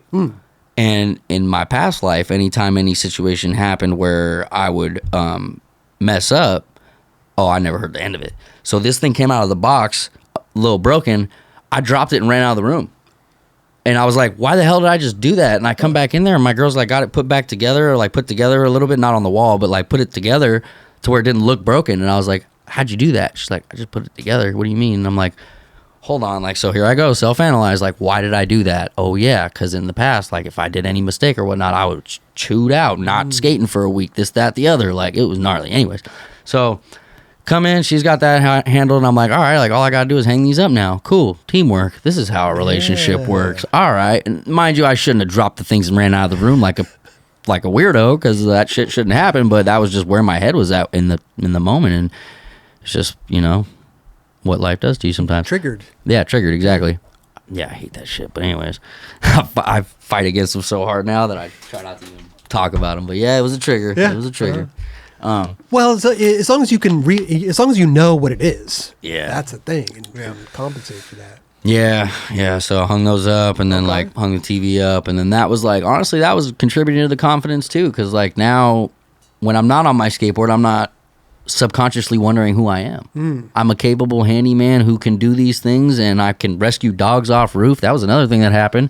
I'm in the gym working out, and in the neighborhood they're building these houses, so the dogs got let loose after getting mated, and the neighbors are feeding them, whatnot. And one day the sales lady comes by the house. She's like, hey, do you have a leash? One of them's like in one of the houses that's being built. I was like, I got a leash, yeah, or something, like here's something, and she takes it and goes down, and I watch where she goes, and she only goes a couple houses down, and she's with this other dude who just bought a house down the road or whatever, and they're going and they're trying to catch the dog, and the dog jumps out onto the roof. And I'm like, what the hell? So I grab my board and I skate over there just instinctually, and I'm like barking at the dog, keeping it on the roof.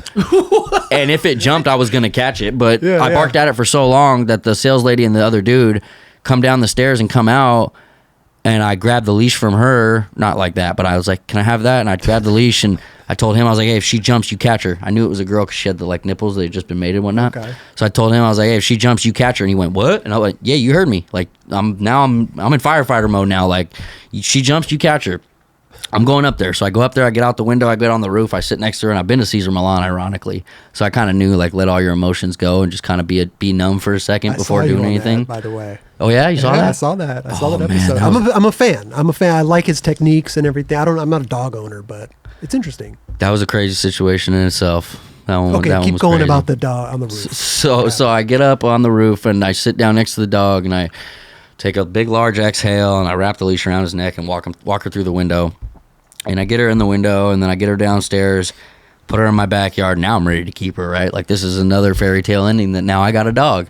And this is cool. This is sick. I saved her off a roof, put her in the backyard, and the bottom of the gate was just big enough for her to slip through, especially because she hadn't really been eating. Oh, no. We had all been leaving food out for them, but the male dog, who was supposed to be probably getting her food and bringing it to her, was just eating the bowls. What are these, like feral dogs? Yeah, what is No, I'm telling you, what I'm assuming happened, and this is just based off what I was seeing, was that there was a male and a female dog, and the female had just had babies, you could tell by her stomach, and someone mated them and dropped them in our area. No. Yeah, because, someone mated them, dropped them in our area, and was like, we don't need you no more, basically. How? And then not to mention, like, I got kids, so I'm like, man, if I just had kids and you rip them, like, I know the feeling, you know? Like, and I didn't, not to that degree, but I was like, I know what it's like to take away from your kids. So I felt for these dogs. I was like, fuck, man. Like, trying to go find the kids. Crazy. Yeah, they were looking for their kids and then looking for food at the same time. It was crazy. Did they disappear after that? You never saw them again, or what? No, they stuck around for a couple more days, and then they ended up, so there's a video I can show you, actually.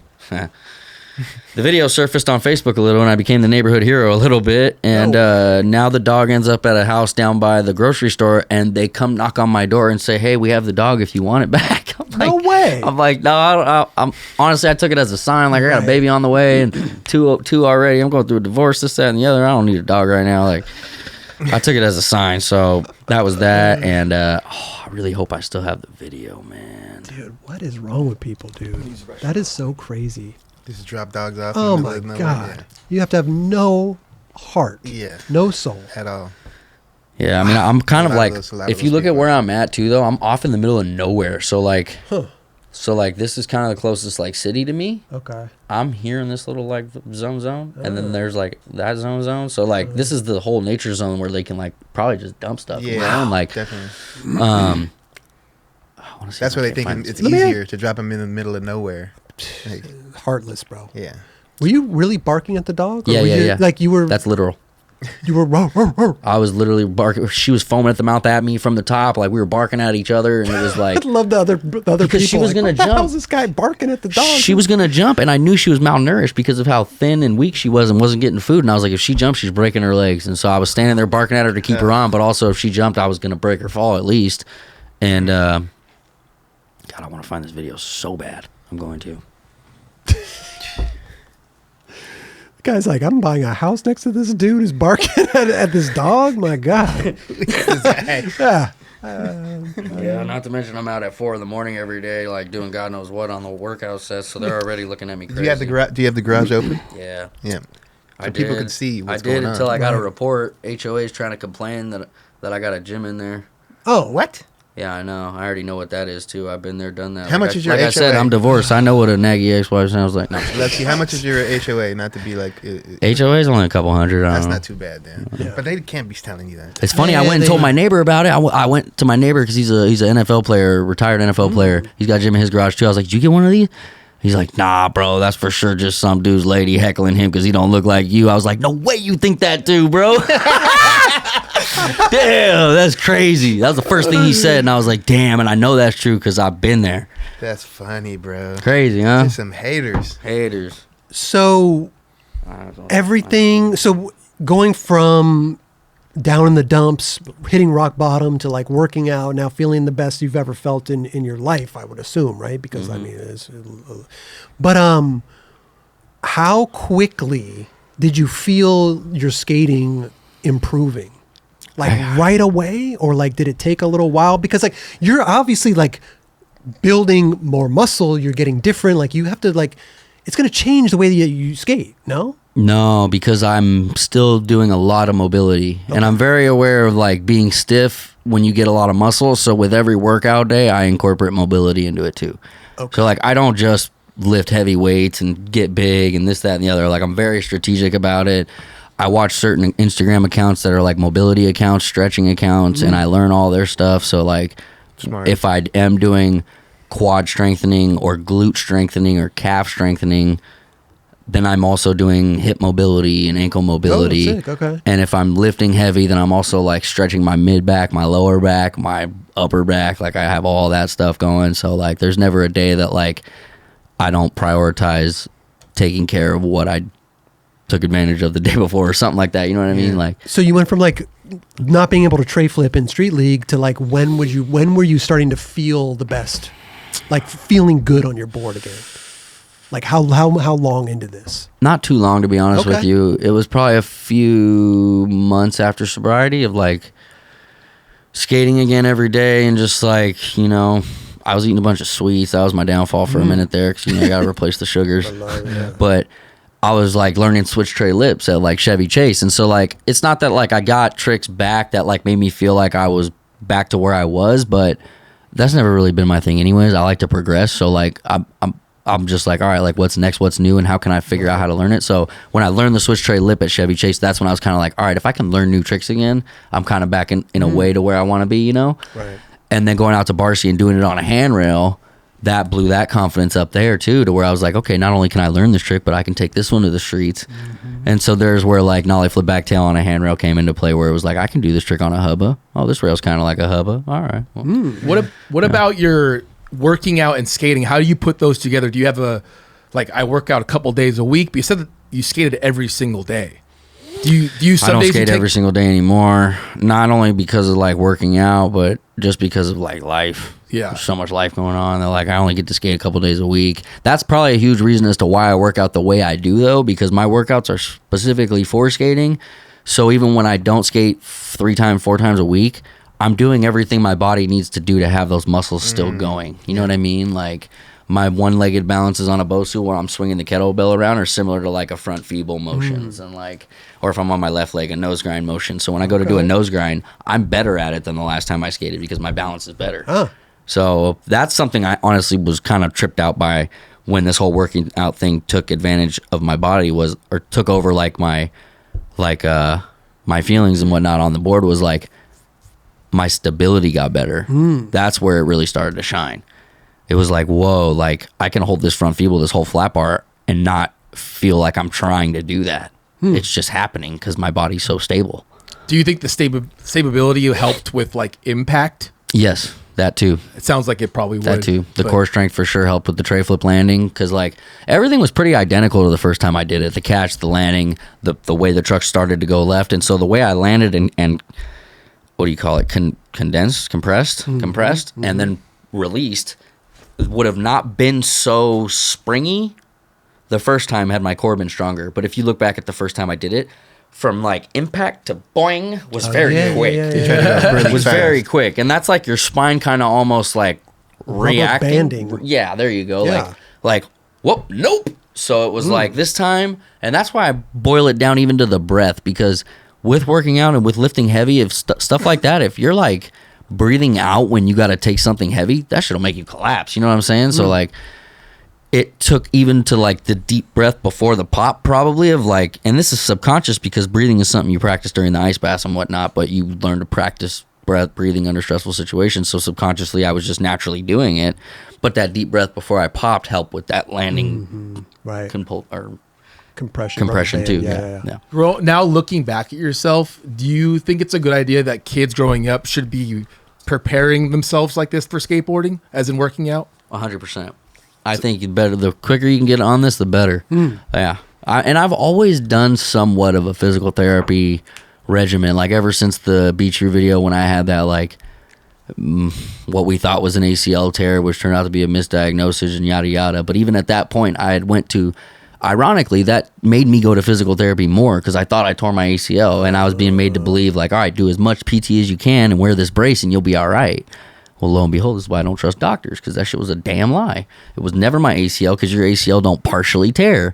Fast forward, I owe dude $2,000. Yeah, that's his money grab. All right.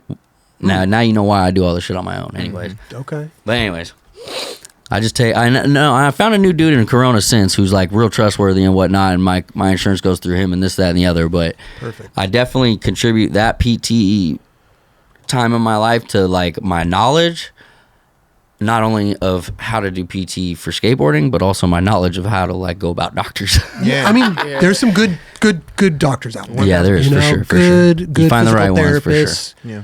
Dr. Carl Brown, he's a skater. So some people know exactly what we need. Yeah. But I also do think that if a person is that interested in finding out what they need for themselves, they will be better at finding that than a person giving them that information. You know what I mean? And you got to find, you really have to look out for someone that actually cares about what's going on with you. Like, hard to find the right doctor to actually, for me, I just got a hip replacement. I have, like, my brother-in-law is like, he told me, he's like, this is something you have to do. Right. So you have to, it's hard to find that right person to give you that right advice. Or get second, third opinions. Yeah. For sure. Well, so for me, my whole thing was like, all right, this is all I got, right? Skateboarding. I got to make this work somehow. And like they say, if you want something bad enough, you'll make it happen, right? Well, I was like, all right, my joints hurt, my body hurts. I just did some damage, right? How do I get my joints back?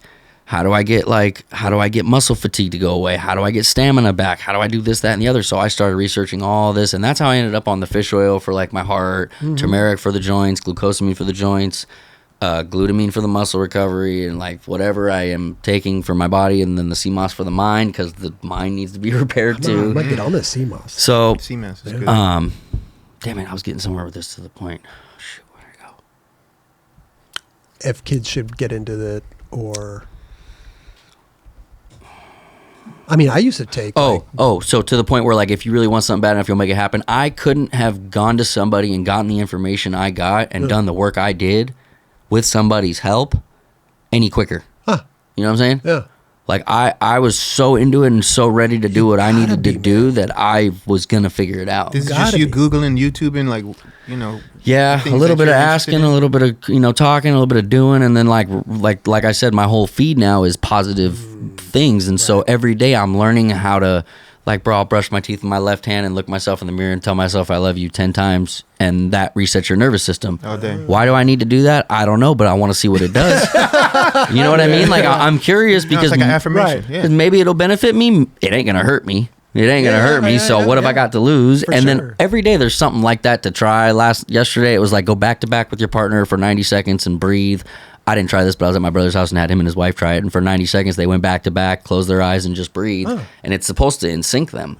And I actually got to try this now that I get home. But yeah, something like that, you know. Yeah. You're supposed to do it right before bed when it's all quiet and whatnot. They did it with their kids running wild, so I don't think it worked too well. But stuff like that. So, like, the whole thing's rewritten, like, just relearning how to just, live life, basically. I love it, man. I love to be, because, as we get older, You know, we sometimes we find ourselves in a rut, right? And when I say rut, I mean like it's the same thing day in and day out. We find ourselves in a constant flow, right? And we don't really, sometimes, for me, the longest time, I didn't take any initiative to change what I was doing. Change is great. You need to change. Change is great. I set out to change now. I want to change. Yeah. 1% better every day, right? Hey, 2%. Hey, 1.5. 1.5. Okay, I want to ask you a question because we were talking about, you had just said it right now, like all you have is skateboarding. That's all you got, you know. The career is already is taken off. But there was a point in time during all this stuff too, 2024, 2025, Etnies, right? That whole thing. Well, before we go there, let me double back just to the point you just made, or where we were making, where like skateboarding is all I had. So also though, through this whole working out process and like saving dogs off roof and doing this, that, and the other, that helped me realize that's who I am without a skateboard. I'm damn near a superhero, bro. I can rescue dogs off roof. I could. You even speak their language. Damn near. Like, at least like my kids are looking at me like I'm a superhero, and so that's like what I was gonna say. What I realized, like, damn, that's who I am off the board. Like, and granted, like, this is another thing that's kind of trippy because like you kind of go about your childhood and your life looking at your parents to who you're kind of like what not supposed to be. But it wasn't really until I became a dad myself, and now am like seeing the kind of person I am, that I now get to see through me who my dad would have been. That's been pretty trippy too. Wow.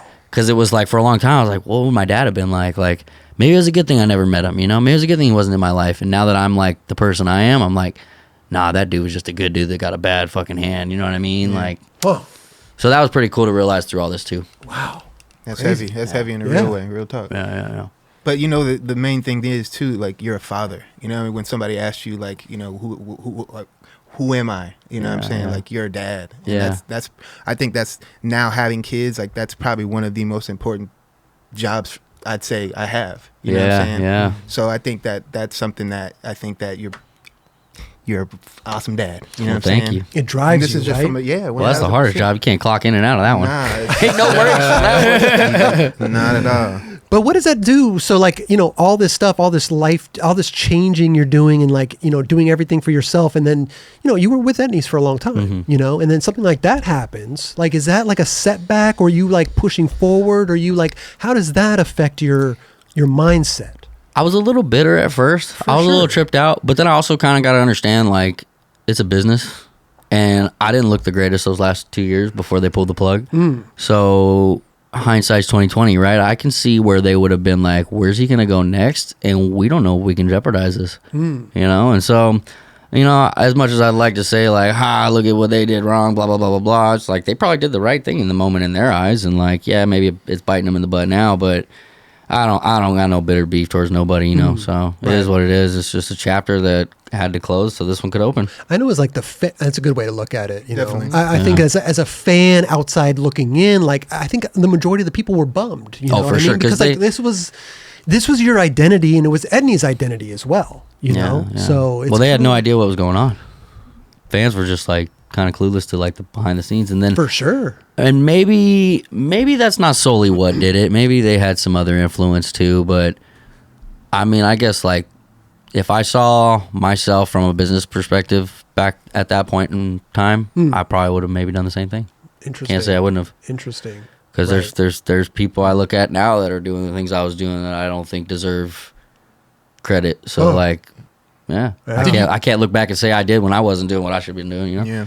Did that kind of light a fire under your ass? It did, for sure. Yeah. Because at the same time as like I know I didn't like put out my best work in the last 2 years. Oh, you just bet against me, motherfucker. You bet against me. I dare you. Right. That's one thing I've always loved too, is like if someone tells me I can't do something, I'm gonna do it. Right. Yep. Well, I'm glad. I don't know why. It's just I think you got a great outlook on it. You know, Hell I think yeah. I think in hindsight, like, man, we would have still loved to see you on Etnies and progress that brand as well. But things do happen. It's a timeline of your life that whatever.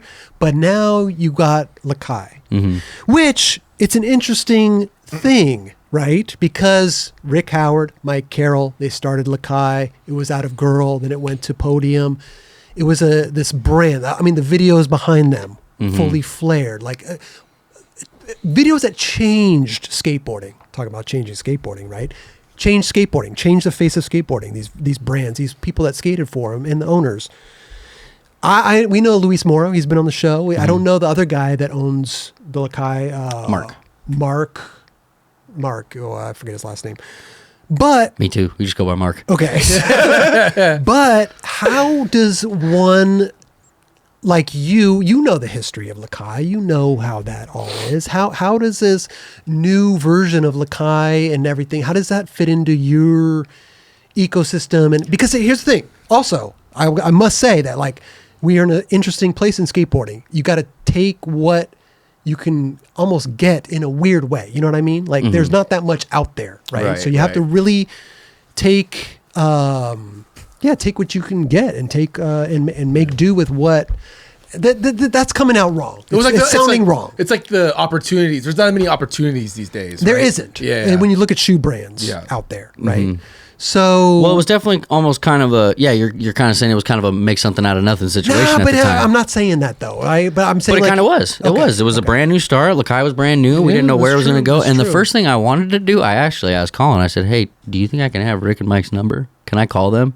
I wanted to talk to them and be like, hey, like, are you guys okay with this?" Like, wow. Like I wanted to in my heart, that's what I wanted to do. And he was like, I don't think things ended right with them. I don't think they really want to even hear about the brand right now. Just do your thing. And I was can like, say that's not to even cut you off. I think that's such a respectable thing on some real shit that I think they would have been open arms to have a conversation with you. I would have thought so too. Yeah. You know I thought so too. I think it's something rare in this day and age. And I grew up watching Fully Flared, and like I bought my daughter a girl board 2 days ago. So like I respect the hell out of like Crail tapping the brand and what it's done for skateboarding. So like that was the first thing I wanted to do, was reach back out to them and be like, hey, like I mean, with all due respect, this is where I'm at now, and I hope you guys are cool with it, and I'm gonna do my best to honor you guys. I love that. So I didn't get to have that call with you guys, so hopefully you hear this. That's so sick. And how was it though, like starting off with the brand as a new, and working with Luis Mora and doing all this stuff? Was it take some time? Like, did you have to know like what they had envisioned for the brand, and like did you get a whole like play by play with what they want to do with it and blah blah blah? We did, but my vision had already kind of started at the time. Like I kind of already had the workout thing preparing me delusionally, confidently for something big, and I knew it. And I didn't really know what at the time, but I knew. And this is when I called my buddy Matt and Mike and told them literally this. I said, hey, you guys need to come over. I don't know what's happening. I don't know what I'm on to, but you guys got to come experience this with me. This working out shit and the supplement game is taking me to a new level. And so I didn't know what was going to happen with it, to be honest with you. But at the same time as getting on Lakai was when my like physical peak was happening. And so lo and behold, the first day I put them on, I actually went and rode my bike at Anaheim Park, and then the next day was Santa Monica contest. So like I broke them in on a bike, didn't even really skate them, did like a few tricks just to be like, all right, yeah, they got good board feel, and then won Santa Monica. The first day I had them on. Interesting. Like first day, real day skating in them. Which ones did you have on? The pink ones. The pink. Which is another thing, along with sleeveless shirts. I would never wear pink shoes, but this is just chapter 2 unfolding in front of our eyes. Yeah. But you had been skating the same shoe for a really long time, pretty much. Yeah, 10 years. And I thought I had it dialed. I thought I had it all figured out. And like, this is not even, like I've said this in multiple interviews now, it's not even to sound bitter, but after 10 years of thinking I had it all figured out, I put these on and they skated way better. I was like, whoa, like sometimes you need a change. Like a kickflip feels good again? Yeah. This is weird. Like, what do you mean? Like, whoa. So that was pretty interesting to me. And like, I was like, damn. So won the contest, set the fire off there. And then like, then they wanted to go to Barcelona to do like a film trip, but I had just filmed the whole part in Barcelona. And now I think I'm a little closer to the like El Toro moment where like I know, like I said, I knew something was going to happen. I couldn't tell you what, but when they're trying to go to Barcelona and they're trying to do these things, and I was just kind of like, this just ain't pulling me right now. This ain't pulling me here. I just did that. I'm a little ahead of that. I got to be here right now. I got to do this right now. And then it just worked out. And they, thank God they were cool enough to like trust me with it, Like I don't think a big league, or not a big league, but I don't think a different brand with different heads on their shoulders would have went for that kind of like plan that I had in the back of my mind, but they saw faith in it and they trusted me. And I mean, I think a big part too is they talked to my agent Steve a lot, and Steve's seen me day in and day out, and he knows kind of the trajectory I was on, and so he probably helped tell them like, hey, just let him do his thing right now. He's on this trajectory, and so Yeah. Even before El Toro happened, he would like comment on my stuff. He's like, "That's a man on a mission," and I was just like, "How does he know this? Like, is it the like?" Because I talk to him every day, so he like knew before anyone too, you know, and like he was kind of right there with the like, the calling of it when it was happening before it happened. Wow.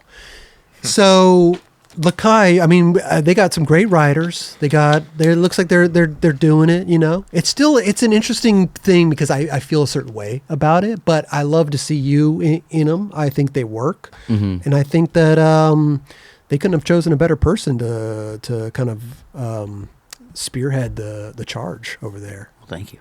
For sure. Are you really that involved with it? Or are you just kind of like, I'm in, like, not that you're not involved, but like your head's probably in skate mode. Are you really in there talking about footwear stuff? Or are you kind of just out doing your thing skating? We have the black and pink colorway that came out just recently with the Gma on the insole, and that was inspired by the pink shoes that I won the Santa Monica one with. So that's how that was kind of incorporated. And then we're going to do another kind of like... I want to say like a combined shoe altogether. Yeah, that's the pink and black colorway there. Yeah. And then we're going to like start working on a shoe here pretty soon. Okay. From the ground Pro model. up. Yeah, from the ground up. This is a colorway in the Telford. But then they revamped the Telford and added a toe layer to it and did a black and white one for me with Gma embroidered on the side. So those two, I believe, come out around the same time, I want to say. And then, which I thought I was only getting one. So these two are... I guess I'm not as involved as I thought. No, I'm just kidding. No, but they're just surprising me with more than I thought, to be honest with you. So that's really cool. Like I was only kind of aware of one or the other, and then now they're both coming out or whatnot. Right. And then we got to go in and do like a full, like start to finish shoe still, like a brand new remake of a new silhouette. Yeah. Oh, the pink and black ones. Looks like they're coming out next month, February. Okay. Yeah. Sick. I think you could pre-order them right now. Yeah. Huh. Wow, man. So what was the deal with the pink? To be honest, it was just never a color I liked. And you just wanted to you just were like, let's chapter 2. The chick, my chick has a pink speaker that was used every day of the workouts. So that's Pinky. She's Pinky. She hangs out in the garage with me. Been around. Right. And then it led to pink shoes. And then now I got a pink colorway. And yeah. I mean, I'm a girl dad times 2. There so it's going to be around me a lot now. I can only imagine. You got to embrace it. Yeah, pretty much. You know, they got wraps for cars if you want a pink. That could be into that. Mine's truck all pink. Pink truck. I might attract the wrong attention there. that might impress certain dudes more than it impresses my daughter. I'm just kidding. So that's man, it seems like you're in a great place. Yeah. In life. Seems like you're skating better than ever, which is fun to watch, to be honest. Like I love every minute of it. If you don't mind, I just want to go through a couple clips with you. Let's do it. Because I want to know. El Toro is 20 stairs. Do you think El Toro is the biggest thing that you've ever done? Because there's a Davis Gap, which we talked about earlier. Mm-hmm. Also, what about this one here? This was in the Joslin show, I believe. Let's take a look at this clip because this is huge. Jamie Foy skated this thing as well. Oh yeah, the back big spin over this ginormous. Oh yeah, that thing is no joke. I mean, you floated. Yeah. You floated over that thing, bro. So like airtime. I mean, dude, that was huge. Yeah, that was a good one. We just went there to skate it for Jamie too. He wanted to try and heel flip it, and I had already frontside flipped it, so I was like not too really wanting to skate it. Was this the same day Jamie?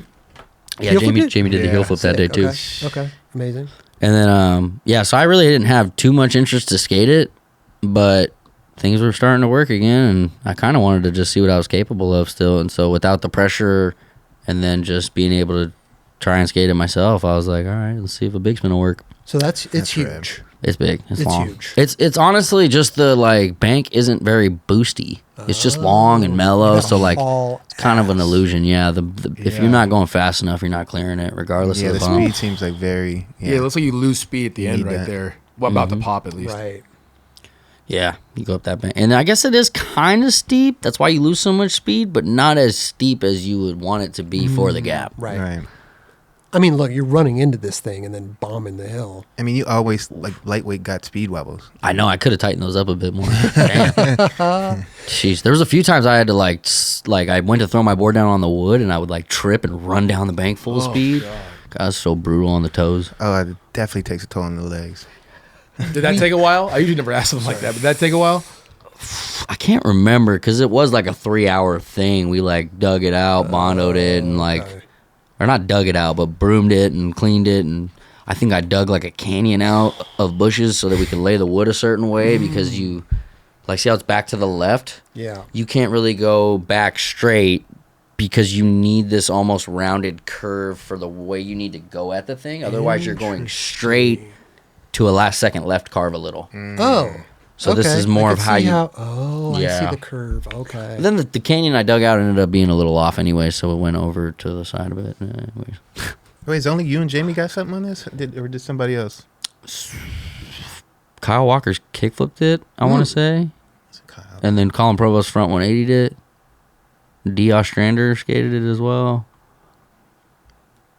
That thing is huge, bro. A couple people have tried some things too. The But airtime alone. Yeah. And then we touched on this earlier, but we have to bring it back up. Is the Davis Gap.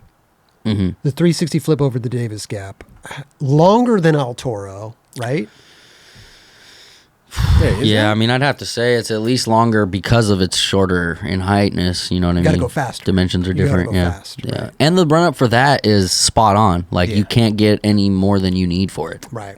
Right. I think Jaws had to get like humanly towed in. He Yeah. had 2 people catapult him in. Did Yeah. he? Yeah.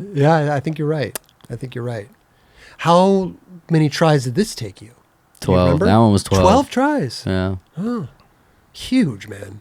Is this still skatable? Because I don't see anybody skating that thing I still get anymore. random tags in my DM of people being there and being like, "Yo, we're here. Really? We're at the Gap. We're here. Oh my We go to God. school here." Like random stuff. Amazing. Oh man, the day I did that too, we were with this dude Jerome, and he was telling us how gnarly the squirrels are there, and we were like, "What do you mean the squirrels are gnarly?" Right? Like you'd be like, what's "Oh," up?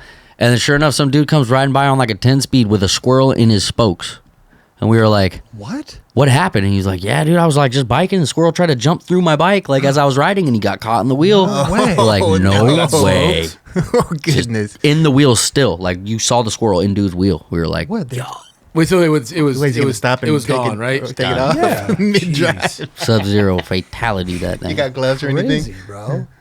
That gap is insane. It's huge. Nuts. It's massive. Was that like a lot on your head going to skate that thing, or was it kind of casual?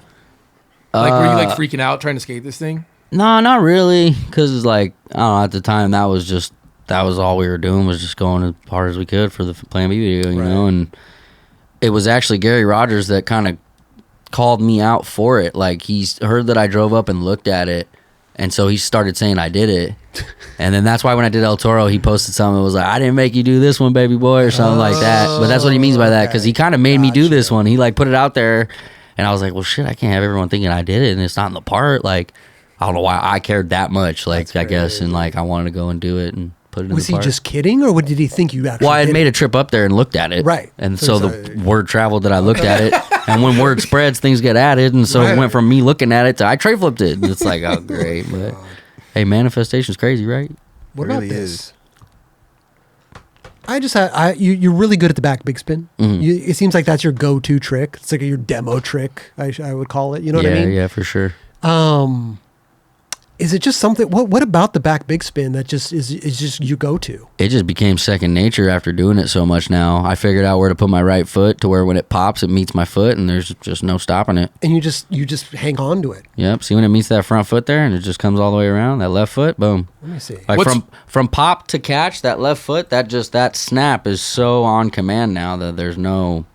It's like you do it in your sleep. So good. Yeah, I What- mean, I got to kind of gauge the speed on it sometimes because if I'm going really fast, then I have to almost slow the pop down, not pop so hard. Right. So that's usually what the first or second try can be. If I'm going down something a little bigger than a street league size gap or something, then I'll test out the pop for the first one. And It's almost testing out the speed and the pop. And exactly, You're just kind of like, okay. exactly. And I almost know I'm going to bail the first one for that reason. And then once I've assessed, like, all right, that popped like too slippery, like it came to my feet too quick, or the ground's really grippy. It came to my feet too slow. I got to wax my tail a little or something, you know. That's your go-to to kind of try out a spot maybe. Could be, yeah. Or What now about three flip better too. three flip Yeah, too, that or a that's it. 3 flip too. Okay. But no, I mean, usually if I'm going for a spot, I don't like the 17 I switch frontside flipped in the Joslin show. I'm not like throwing a big spin out to test the spot. Yeah. I'll just throw the switch frontside flips. Okay. Same with El Toro. I didn't ollie it that day. It was just straight to tray flip. I mean, why would you, right? Back in the day, I would. I don't would, know why. really? I think Okay. because I needed to be like, I needed to know if I could take the impact. Yeah. And I guess this time I just was that confident. I don't want to real quick. I have a question about like kind of the big spin. Was there a thought when you tray flipped El Toro to run back and try to backside big spin it? Not in the moment, no. No? Looking back in hindsight, I wish I would have. Because I feel like you were in that wish I would- zone. I where wish you I were just would've. like, Yeah. I could imagine you doing that. To be honest. There was too much relief of the 8 years I of, was about to of the 8 years of it haunting me Right. subconsciously that I had no idea of. There was too much relief, like, yeah, Oh. to You're just in the like I moment. had to just be done. Like I had to accept that was over so hard, like that there was no thinking about anything else in the moment. You know? This gap looks. Scary. It's hard to justify how big. It looks big, but it's like a huge It's just some grass. Yeah, grass. So how big do you think would you compare it that Oh, to? that's probably like a low, long 14. Okay. I'd say a wow. low, long 14. Because look at the fence over there. See how mellow that fence is? It gets a little taller as you come to It me. does, it does. But not by much. So it's more length for sure. And the other crazy thing is that's smack dab in the middle of Orange County. It's like Sierra Vista Elementary or something. Really? Hot. Drove by it for the last 20 years, never been there. I was like, how's this gap just exist in Orange County? I mean, it looks perfect. Oh, it is. It is Well, perfect. for how huge it is. Yeah. Yeah. Yeah. It doesn't look that fun to skate, to be honest. Kenny Stanley pop shoved it too. That's the other trick. Yeah. And then Shane O'Neill went, and I think he switch ollied it for the gram. I don't know if he got a trick on it or not. Okay. It's a nice looking spot. Oh, it's beautiful. It's a nice looking spot. And good trick. I'd like to go back. Proper. Yeah. You did that perfect, You dude. did it so good, man. Look at this. Bop. Almost can hear it Catch. hit your feet. Bolts. Okay. Great nollie backside flip. Perfect. That must have been a mind fuck with that curb there. Oh my God. A little bit. Yeah. But I really felt the need to go back to this spot too, with the sake of like, with history repeating itself. There was like the tray flip on Barcelona double set being like my Davis. This was kind of like back in ground control when I switch heeled this. If you look at the part too, the way Alex edited it, and I had no part in this, but there's kind of a beat drop that's extremely similar to the ground control beat drop when I switch heeled this too back in the day. Really? Yeah, and it's very trippy and crazy. And Okay. I don't know if Alex did that on purpose, but like the tray flip in Barcelona being like my Davis, this being like my ground control, and this all being kind of like how I started over, and like the start over theory, everything's kind of happening again in different ways, has been a bit of a trip to me. And this is one of them. This is a sick one. And the reason I have gloves on is because I went there. Originally, I did the fakey big flip on the 10 stair inside and went out to the parking lot to try this nollie backside flip and tried it for so long till like I had a hole in my hand from the ground. Damn. And then the next time I went back was like, I'm wearing gloves. That ground sucks. Well, you did it perfect. Thank you. I love a good nollie backside flip. I love that you It looks good. tried both those tricks in the same day. I mean, this is obviously a different day, but fakey big flip, I was like, because that spot's out in the parking lot, right? Yeah. That's like, they got a lot of good spots. I mean, they're all gnarly, but they're all Austin Gillette and Ben Hatcher like ollied the double rail in a bank too.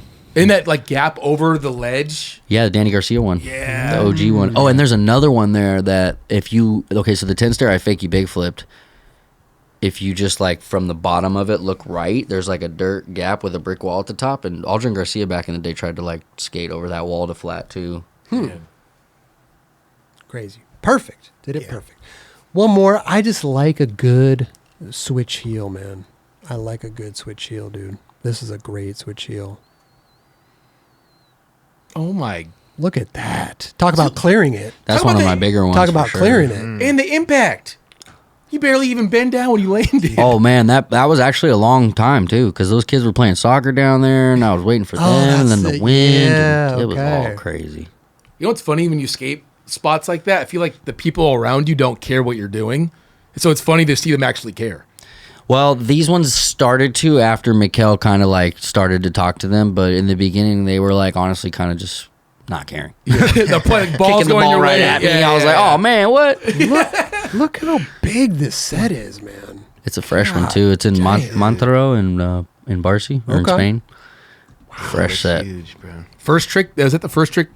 I think it had only been like all 8 or something. Damn. But at this point, we were already pretty well into the part, and I just needed a switch heel, I think. This was in Joyce, right? Yeah. Yeah. Wow, what a great switch. I love a good switch heel, man. I want to say that was after the switch tray lip on the rail, too. That might have been the same day, the red shoes, white pants. And the yellow board. Yeah, that was right after. We went from the switch tray lip to that. Beautiful. They got both those in the same day? Yeah. That's a good day. Well, the Joyce one was, a lot of that had to happen because we went 4 different trips, but only like 10 days at a time. So, like, I was trying to make the most out of those trips. So, a lot of those days had, like, 3 to 4 trips. Well, actually, one trip specifically had 3 clips every day, and on the last day got 4. And that was a 7-day trip there in between SLS Paris and Dubai World Skate. I've never gotten 4 clips in a day. Never? It's pretty fun. You should try it. I should. Okay. That would be my 2026. 4 dubs. 4 good clips in a day? Okay. When is the last time you got 4 good clips in a day? Dumb long. It's been dumb long. It's been dumb long. I've done it, but it's been dumb 2 long. in a day is gnarly. 2 in a day, I'm going to Shakey's. Yeah, you already know how I feel about that. We got 2 days ago. Cal State Long Beach. A ledge line and an over rail clip. Yeah, We're already back at it, dude. We're back out there. Already, let's go. Yeah, because when I had that what's next theory, it was like, well, something's got to be next. So, I don't know. No motion is bad. So, I just had to go forward motion, just keep going. We said in the beginning. We'll figure out what's next as we go. You said in the beginning of the show, like, I got into a thing like, what's next? What can I do now? It's like, what are you going to do? Well, I think, too, part of it was kind of like when you accomplish something, you want to celebrate. You know? You want to, like, reward yourself. And that like, what's next thing, I think was almost a little bit of a self-sabotaging moment of like I almost could have led myself to think, well, you're done. You've completed it. You won. Go celebrate. Fall back into your demons. But the mentality's so strong, I ain't going that way. You know what I mean? Yeah. But I think that was kind of what it was like a bit of too, was just my mind didn't know which way to go. And so it was trying to find ways to go back to its old ways. And that's what I think what it was. Because it's like, in all reality, I know what's next. Tomorrow. Hey, Another day. You're like, come on. there may be a dog. You're being so needs to- dramatic, bro. Like, you know what I'm saying? So it's just like, I don't know. The mind's crazy. It'll play tricks on you sometimes. So do you have like things you want to go get on the board? Do you have certain tricks, spots you want to go hit? You want to stuff in your mind? You have stuff written down at all? Or do you taking it day by day? I've stuck nollie back heel on Hollywood 16 on 2 separate occasions, so I got to go back and do that. Okay. Dang, you're just calling that out a right good now. one. I tried to do. I stuck it twice on 2 separate occasions, and to Okay. be honest with you, if I get the nollie back heel, I'm gonna probably run up and try nollie backside flip it too. That is, or I'm honestly kind of torn between just trying the nollie backside flip first because those work easier, and the only reason I wanted the nollie back heel is because I already had a nollie backside flip on the brick bank, so I was trying the nollie back heel to get one of those, but I couldn't get it in time. So now, I love that you're so open, dude. yeah. I love it. A lot of skaters, they don't want to call stuff out. They don't want to. Yeah, because they're worried someone's gonna go take them out. Not I ain't even worried someone's gonna that, go try but now nollie they back gotta heel go do Hollywood. it. It's Just been to there do it. for Just how to- many yeah, years? they No gotta- one's done it. Right. But I think that's to their. I love it. Everyone's kind of like worried about someone taking them out, and I was too for a little while when it was not me versus me. Right. When it was me versus everyone else out there or whatever. But now it's like, dude, I've heard someone's wanted a nollie back heel Hollywood for like the last 5 years. So what's stopping him from going and trying it? I don't know, but it's not my problem. He's got to deal with it now. How did He didn't step up. How did that work with the Adrian kid trying to tray flip? He was at the Joyce premiere. That's how I found out he tried it. He was at Joyce premiere the night of the premiere saying, like, and someone told me, like, yeah, he tried to tray flip El Toro today. I was like, what? Dude's got some balls. Like, not only did he go try and take me out, he came to my premiere the same night. They're like, damn, homie. Oh, All he right. tried it after you did it? No. No. This Okay. was when the Joyce premiere happened last the year in Joyce December. premiere. Gotcha. Yeah, and so that's how I also found out it was bondoed and skatable again. Okay. And then not to mention, I found out someone was trying to take me out. Okay. So yeah, that one just, that kind of Lit a fire. Yeah, hell yeah. Because in my mind, he's kind of like betting against me. He thinks he's going to do it, better than me. All right, let's see. I may have put it out there for the world, but I didn't think anyone was going to accept the challenge. That's so Here- good. I saw a video of him watching the clip, and then I pans to him, and he's sitting there, just a straight face. I mean, dude. He's a funny dude. I know he is, for sure. It's like, Green bucket. I don't Well, know. and after I found out he tried it and went to my premiere the same night and didn't want to like talk to me or mention nothing about it, I was like, all right, no mercy. There you have it. Yeah. I think it's kind of, you kind of give that respect to people. If something of that caliber of a trick that's tried. You kind of Right. let them kind of. I mean, it was 8 years. Yeah. Not to say that gives them the okay to go do it, but you kind of. Well, not to mention it was a little malicious. Pharmacy put out that contest of like, yo, someone go take Ryan and Chris out. Like, go backside flip or tray flip it, and we'll give you 10 grand. Remember? Yeah, they set that So up. so then I had like comments on my shit on my way home from SLS. Someone running the pharmacy account was like, I posted like, oh, it didn't go my way, this, that, and the other, you know, on my way home, back to reality, this, that. They're like, don't worry, you still got El Toro and 10 grand waiting for you here at home. And this is before I really wanted to go do it, so I was a little upset, and I was like, hey, Brian Herman, check your people, dog. Because he owns pharmacy, I think, right? Yeah. Well, I think he owns one pharmacy. I don't think he owns. Yeah, I didn't really care. I was like, if they got the nerve to open their mouth on my comments, they're going to get it right back. I So love Yeah, it. Here's I love that. yeah. a quest. It's great. I mean, dude, you're an open book, dude. I love it, dude. I want to ask you one thing. We'll wrap this up soon, but you love to fly. Mm-hmm. Like, you fly down gaps, you huck yourself down gaps and everything. Like, how do you get to this point?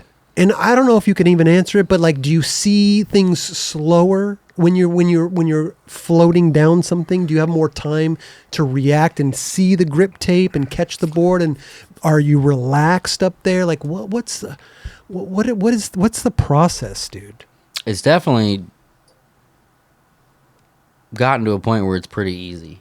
Seriously. Like, even if I got to bail or just throw something out, like, it's not, like, I don't know how to explain it without sounding very arrogant and cocky, but, like,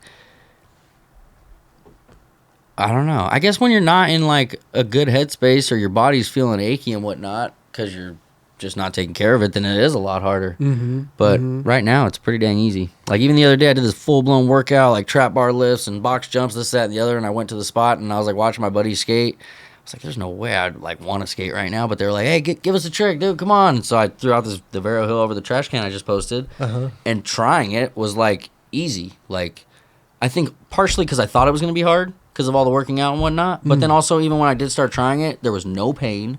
I was Vero healing, like, too hard. The scoops were too good. It was like damn near laser flipping, and I was like, whoa, settle down. Like go back to like just doing it. Like, trust your instincts, right?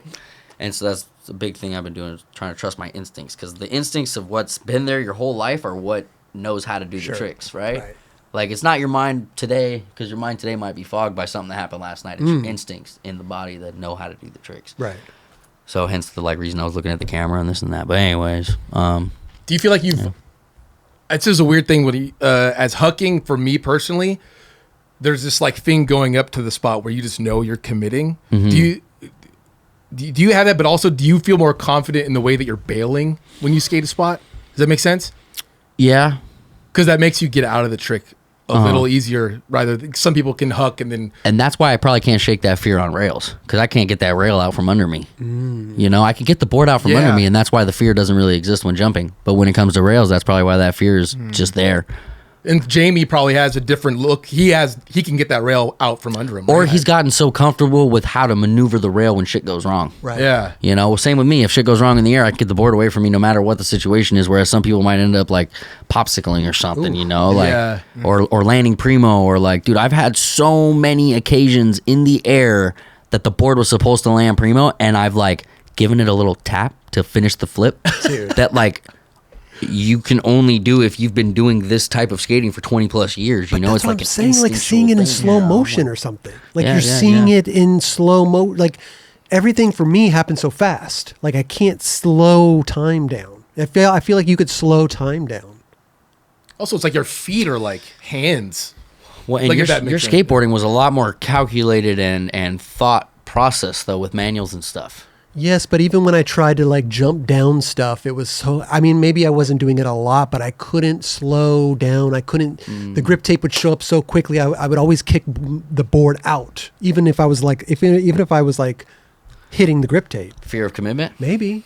Yeah, because I watched someone try a trick. I watched someone try a trick recently, and the moment they started catching it, they stopped trying it.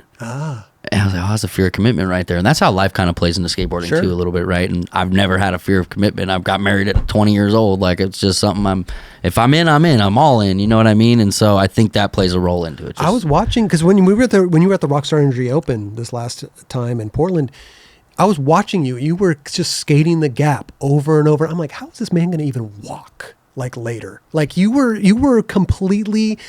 How long did you skate that thing for? You skated it the whole day. Hours. I was like, dude, this is crazy. That reminds me based on. Oh, I'm sorry. No, it's just.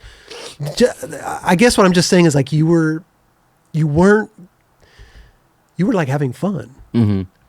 Someone told me recently too, like I guess Usain Bolt said in an interview that you gain all your muscles, like your fast twitch fibers and all that up until you're 19. But once you turn 19 and you're not developing those anymore, they're still there and you can always get them back. Oh.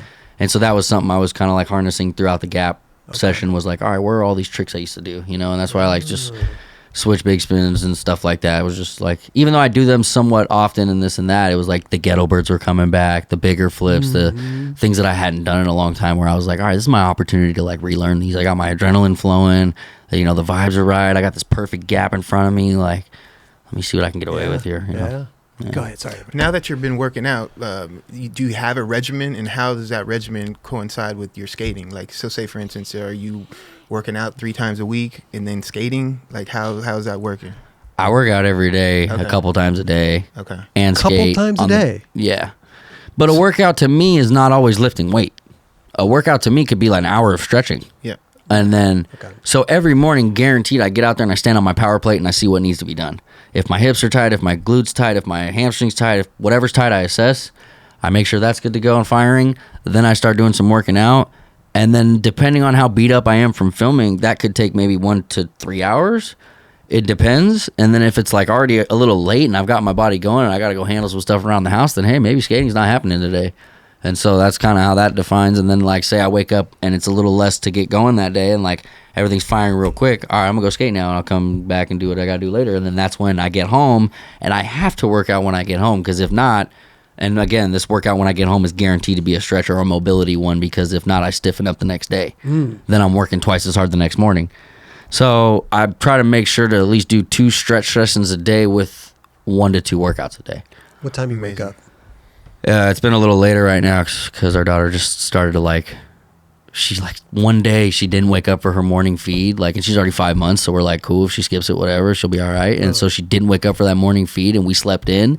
Then it like pushed her whole schedule forward. So like I woke up at like 9 today, I think. Oh, damn. Yeah, I know. Okay. Yeah. Whereas I would like to wake up at like 3 or 4. That's when I feel the best. No. Yeah, when I'm rising with the sun, yes. Are you serious? When I'm rising with the sun is when I feel the best. With the sun. No, I don't think the sun's out that early. No, that's the point. I beat it. Oh. And I don't wake up very quick either. I'm not like, oh, I'm up. I gotta like have some coffee and I do my little like walk around, hit the toilet, you know. And so by the time I finally like get to where the sun is shining and it's rising, then we're both rising, you know. So wait, what time you going to sleep if you're waking up at that time? It didn't matter, because at that point it was like, is it hard? Good. Yeah. Is it hurting? Good. Does it make you want to quit? Even better. Right. It was torture, dude. That was the torture period of this mindset change. What about food?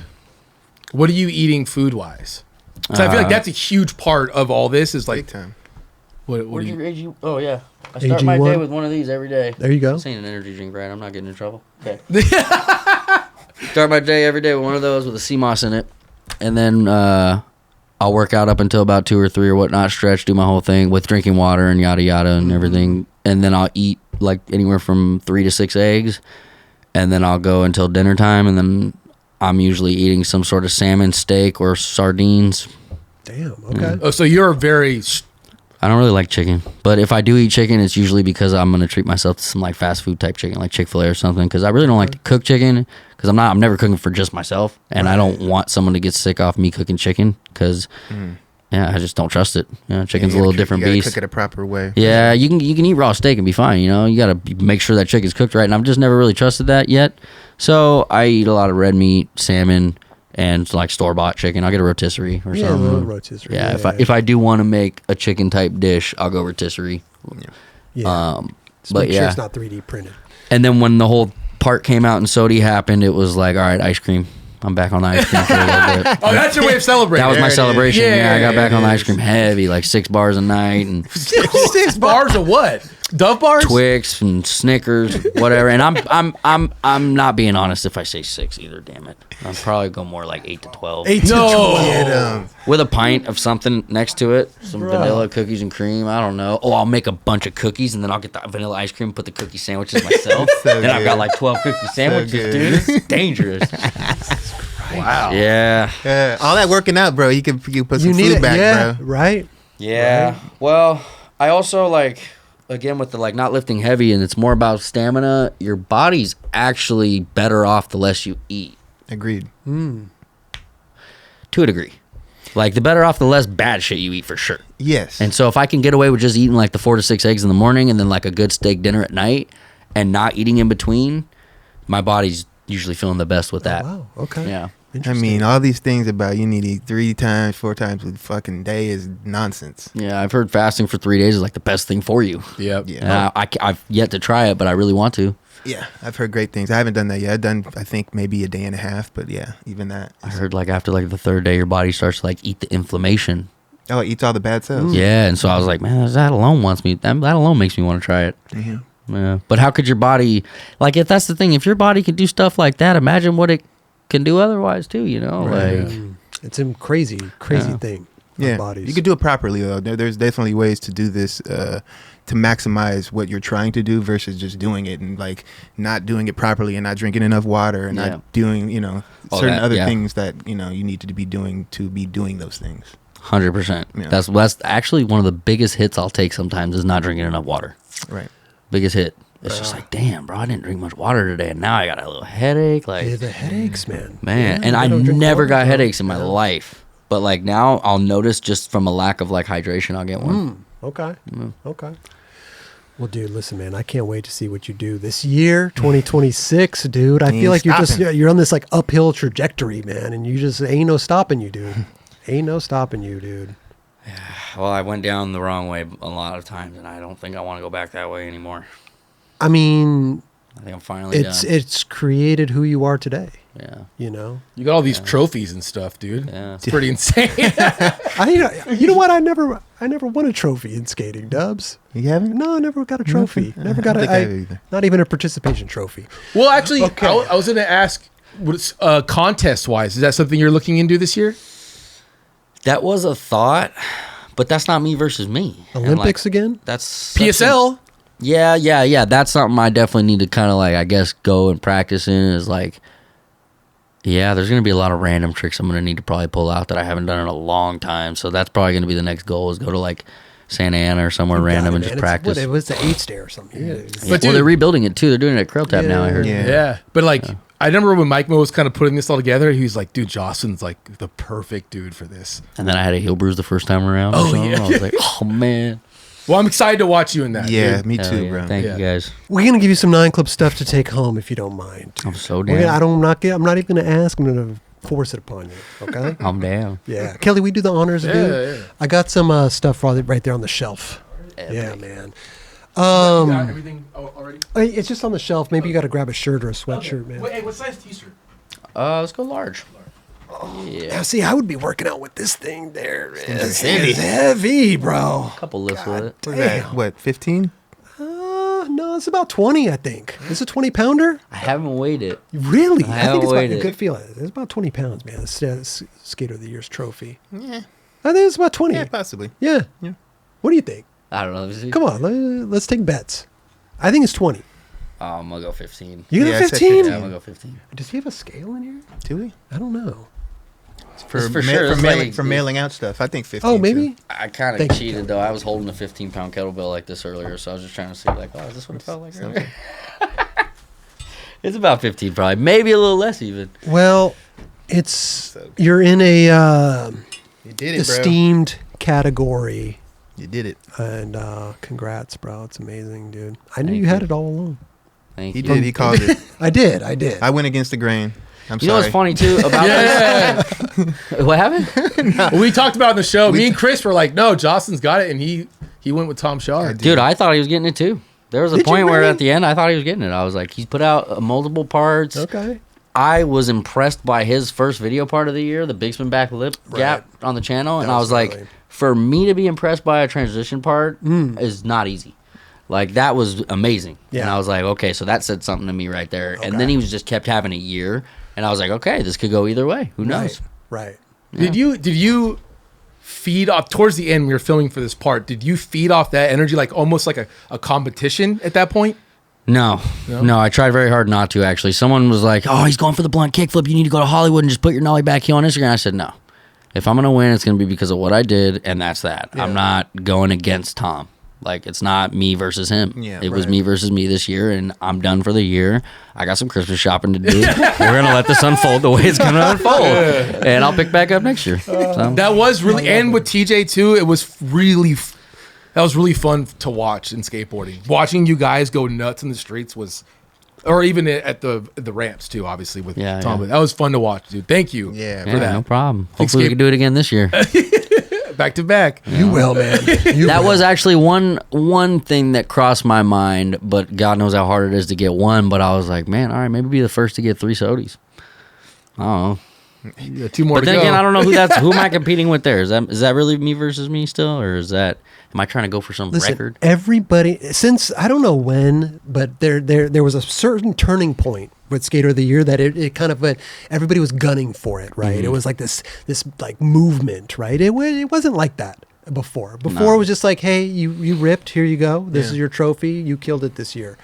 So I like the fact that you're just me versus you. I love that, dude. And whatever, you just like let the cards fall as they may, which I think that's it's healthy, I think it's a good thing. I don't think pressuring yourself to do anything, you know what I mean? Yeah. I think it's good. So let the cards fall as they may this year. Do what you do. Will do. Fly. You know Yes, what I'm saying? sir. Yeah, nollie back heel. Yes, sir. Aye. First of all, dude, Chris Joslin. Always dude. a pleasure. Always Chris. a pleasure, dude. My Don't guy. worry. Hold on. We got some 9 Club stuff to take. First of all, we got the Yeti. This is your coffee before. This is in the morning. You're drinking your coffee. Oh, yeah. Get your little 9 Club. I hope you like powder blue, man. This is a good color. beautiful right here, color. dude. It's beautiful, man. It's a seasonal color. We'll see how long that stays in my possession. My lady might take that. Okay. We don't have any pink ones? No pink ones. That's Maybe we'll get some pink ones. That's all right. I'll stay on the. Listen, you got your tray flip down El Toro. I got my switch flip, switch Manny, dude. You Here sure you do. go. This is another. That's a beautiful mug right there, huh? You sure do. Hey, there you go. And it sure is. Hey, all right. Okay, 9 Club hat. I'm sure we can get somebody to embroider a nice rock star logo right here. You know what I'm saying? But we got the 9 Club hat for you. It's necessary. Richardson makes these hats for us, and they're one of the best hats, dude. Just to let you know. I have a full blown hat collection too. Oh. For when the deals do stop rolling in eventually in 20 Listen, years. I'm telling you, bro. We'll get a nice little rock star There you patch go. on there. No problem, dude. I got a good embroidery place.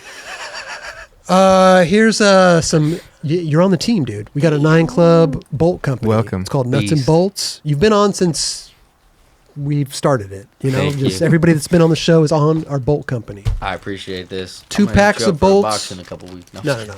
It's two packs of bolts per year. Oh, okay. I'll be Dude, back. he's actually the first person that might just go through those things like If you break That's some, enough to those. if You're you gonna break put me those, on the Allens, huh? what? You're gonna put me on the Allens, huh? You don't like the Allens? I'll run them for you. We I'll got that. run 'em for We got Phillips too. Do you? Yeah. You got 2. You run yeah. Phillips? I run Phillips. Really? Hell yeah, I got. How does it- I got a- 7/8 I got a or drill, baby? What 1 inch or 7/8? Whoa, Kelly, this is a family show. Same length. These are great. Yeah. Okay, those are 7/8. Average length is great. Listen, Good we got a one. 9 Good Club one. T-shirt for you, dude. This is a large brand. If you want to rip the sleeves off, feel I will. free, dude. I will for Yeah. sure rip the sleeves off. Feel free. Also, and the Allen's fine. I don't need Phillips. Okay. I was just teasing. I was teasing. It comes with the Allen key. I'll be just fine. I'll make it work. we do offer photo incentive, by the way. So we're going to give you a sticker pack. If you get the photo, if you got the sticker on your board, cut another cover of Thrasher. $20? $20, dude. Listen, I'm keeping them man. on the board this year. That's right. $20, dude. Hey, No, we getting back in the by bag. the way, that's right. You got to do it the old-fashioned way, though. Scan, Xerox copy the mag, send it in to us, and we'll give you your $20. All right. You guys won't look for it yourselves, huh? No. We don't want to voluntarily give it's up money. old-fashioned way, man. You got to submit it to us. know. Well, hear maybe you. Steve can help out with that because he knows the whole program. Yeah. We give him $20. You get 10%. What's your? You got a percentage of the $20. I'll do it myself. I need that extra $2 right now. I like I need to that. keep that $2. I like that. Hey, Chris Joslin, dude, congrats on everything, dude. A big fan over here. And, dude, much success for the rest of your career and life, man. I know you're going to do astronomical things, bro. Thank you. Yeah, already done it. Already done it. No, man, dude, he's just starting. And he got trick of the year. And he got Kelly knows all about this. Bro, you brought the check. Look at that thing, man. Wait, how much is that thing for? 10 grand? This one's a whole lot of for show, but Bro. Let's go. this one's sick. You got a lot of things happening in 2025. Congratulations, man. Dude, there was. Yeah, You my got- phone exploded. I forgot to tell you about Yeah, that. go ahead. What happened? Sorry. The day SOTY was announced. Yeah. 10:01. I got 3 calls, 5 texts. Phone went black. I was like, "What happened?" Hey Matt, check the gram. I think I won, dude. And then he's like, "Dude, you won." What do you mean phone went black? My phone glitched to destruction from all the incoming calls and That's what I was texts gonna say. from winning. Damn. Yeah. It just Imploded. fried my phone. My phone was working just fine until 10:01 Sunday. That's amazing. And then it couldn't work unless it was on the charger. Then it wouldn't work at all. Then I got a new phone and couldn't get back into the old one to get my gram on. That's why I had thank you for SOTY and this and that. And that's why by the time I got my phone back on and working, it was New Year's and I made this recent one with all the trophies. But yeah, sorry about that, Thrasher. But yeah, my phone just blew up. Glitched. Yeah. That's crazy, Yeah. dude. Well, listen, thank you for the trophy, man. We're gonna keep good care of it right here, okay? We'll put it right behind me. No worries. Yeah, dude, thanks for everything, dude. Thanks for being just a great dude and a dope skater. Well, thank you guys. Phenomenal Appreciate it. skateboard. Yeah, man. Thanks for having me back on. Dude, doors always open. You're welcome back anytime. Will do. Yes, sir. Good shit. Hell yeah. Good stuff. Hell yeah.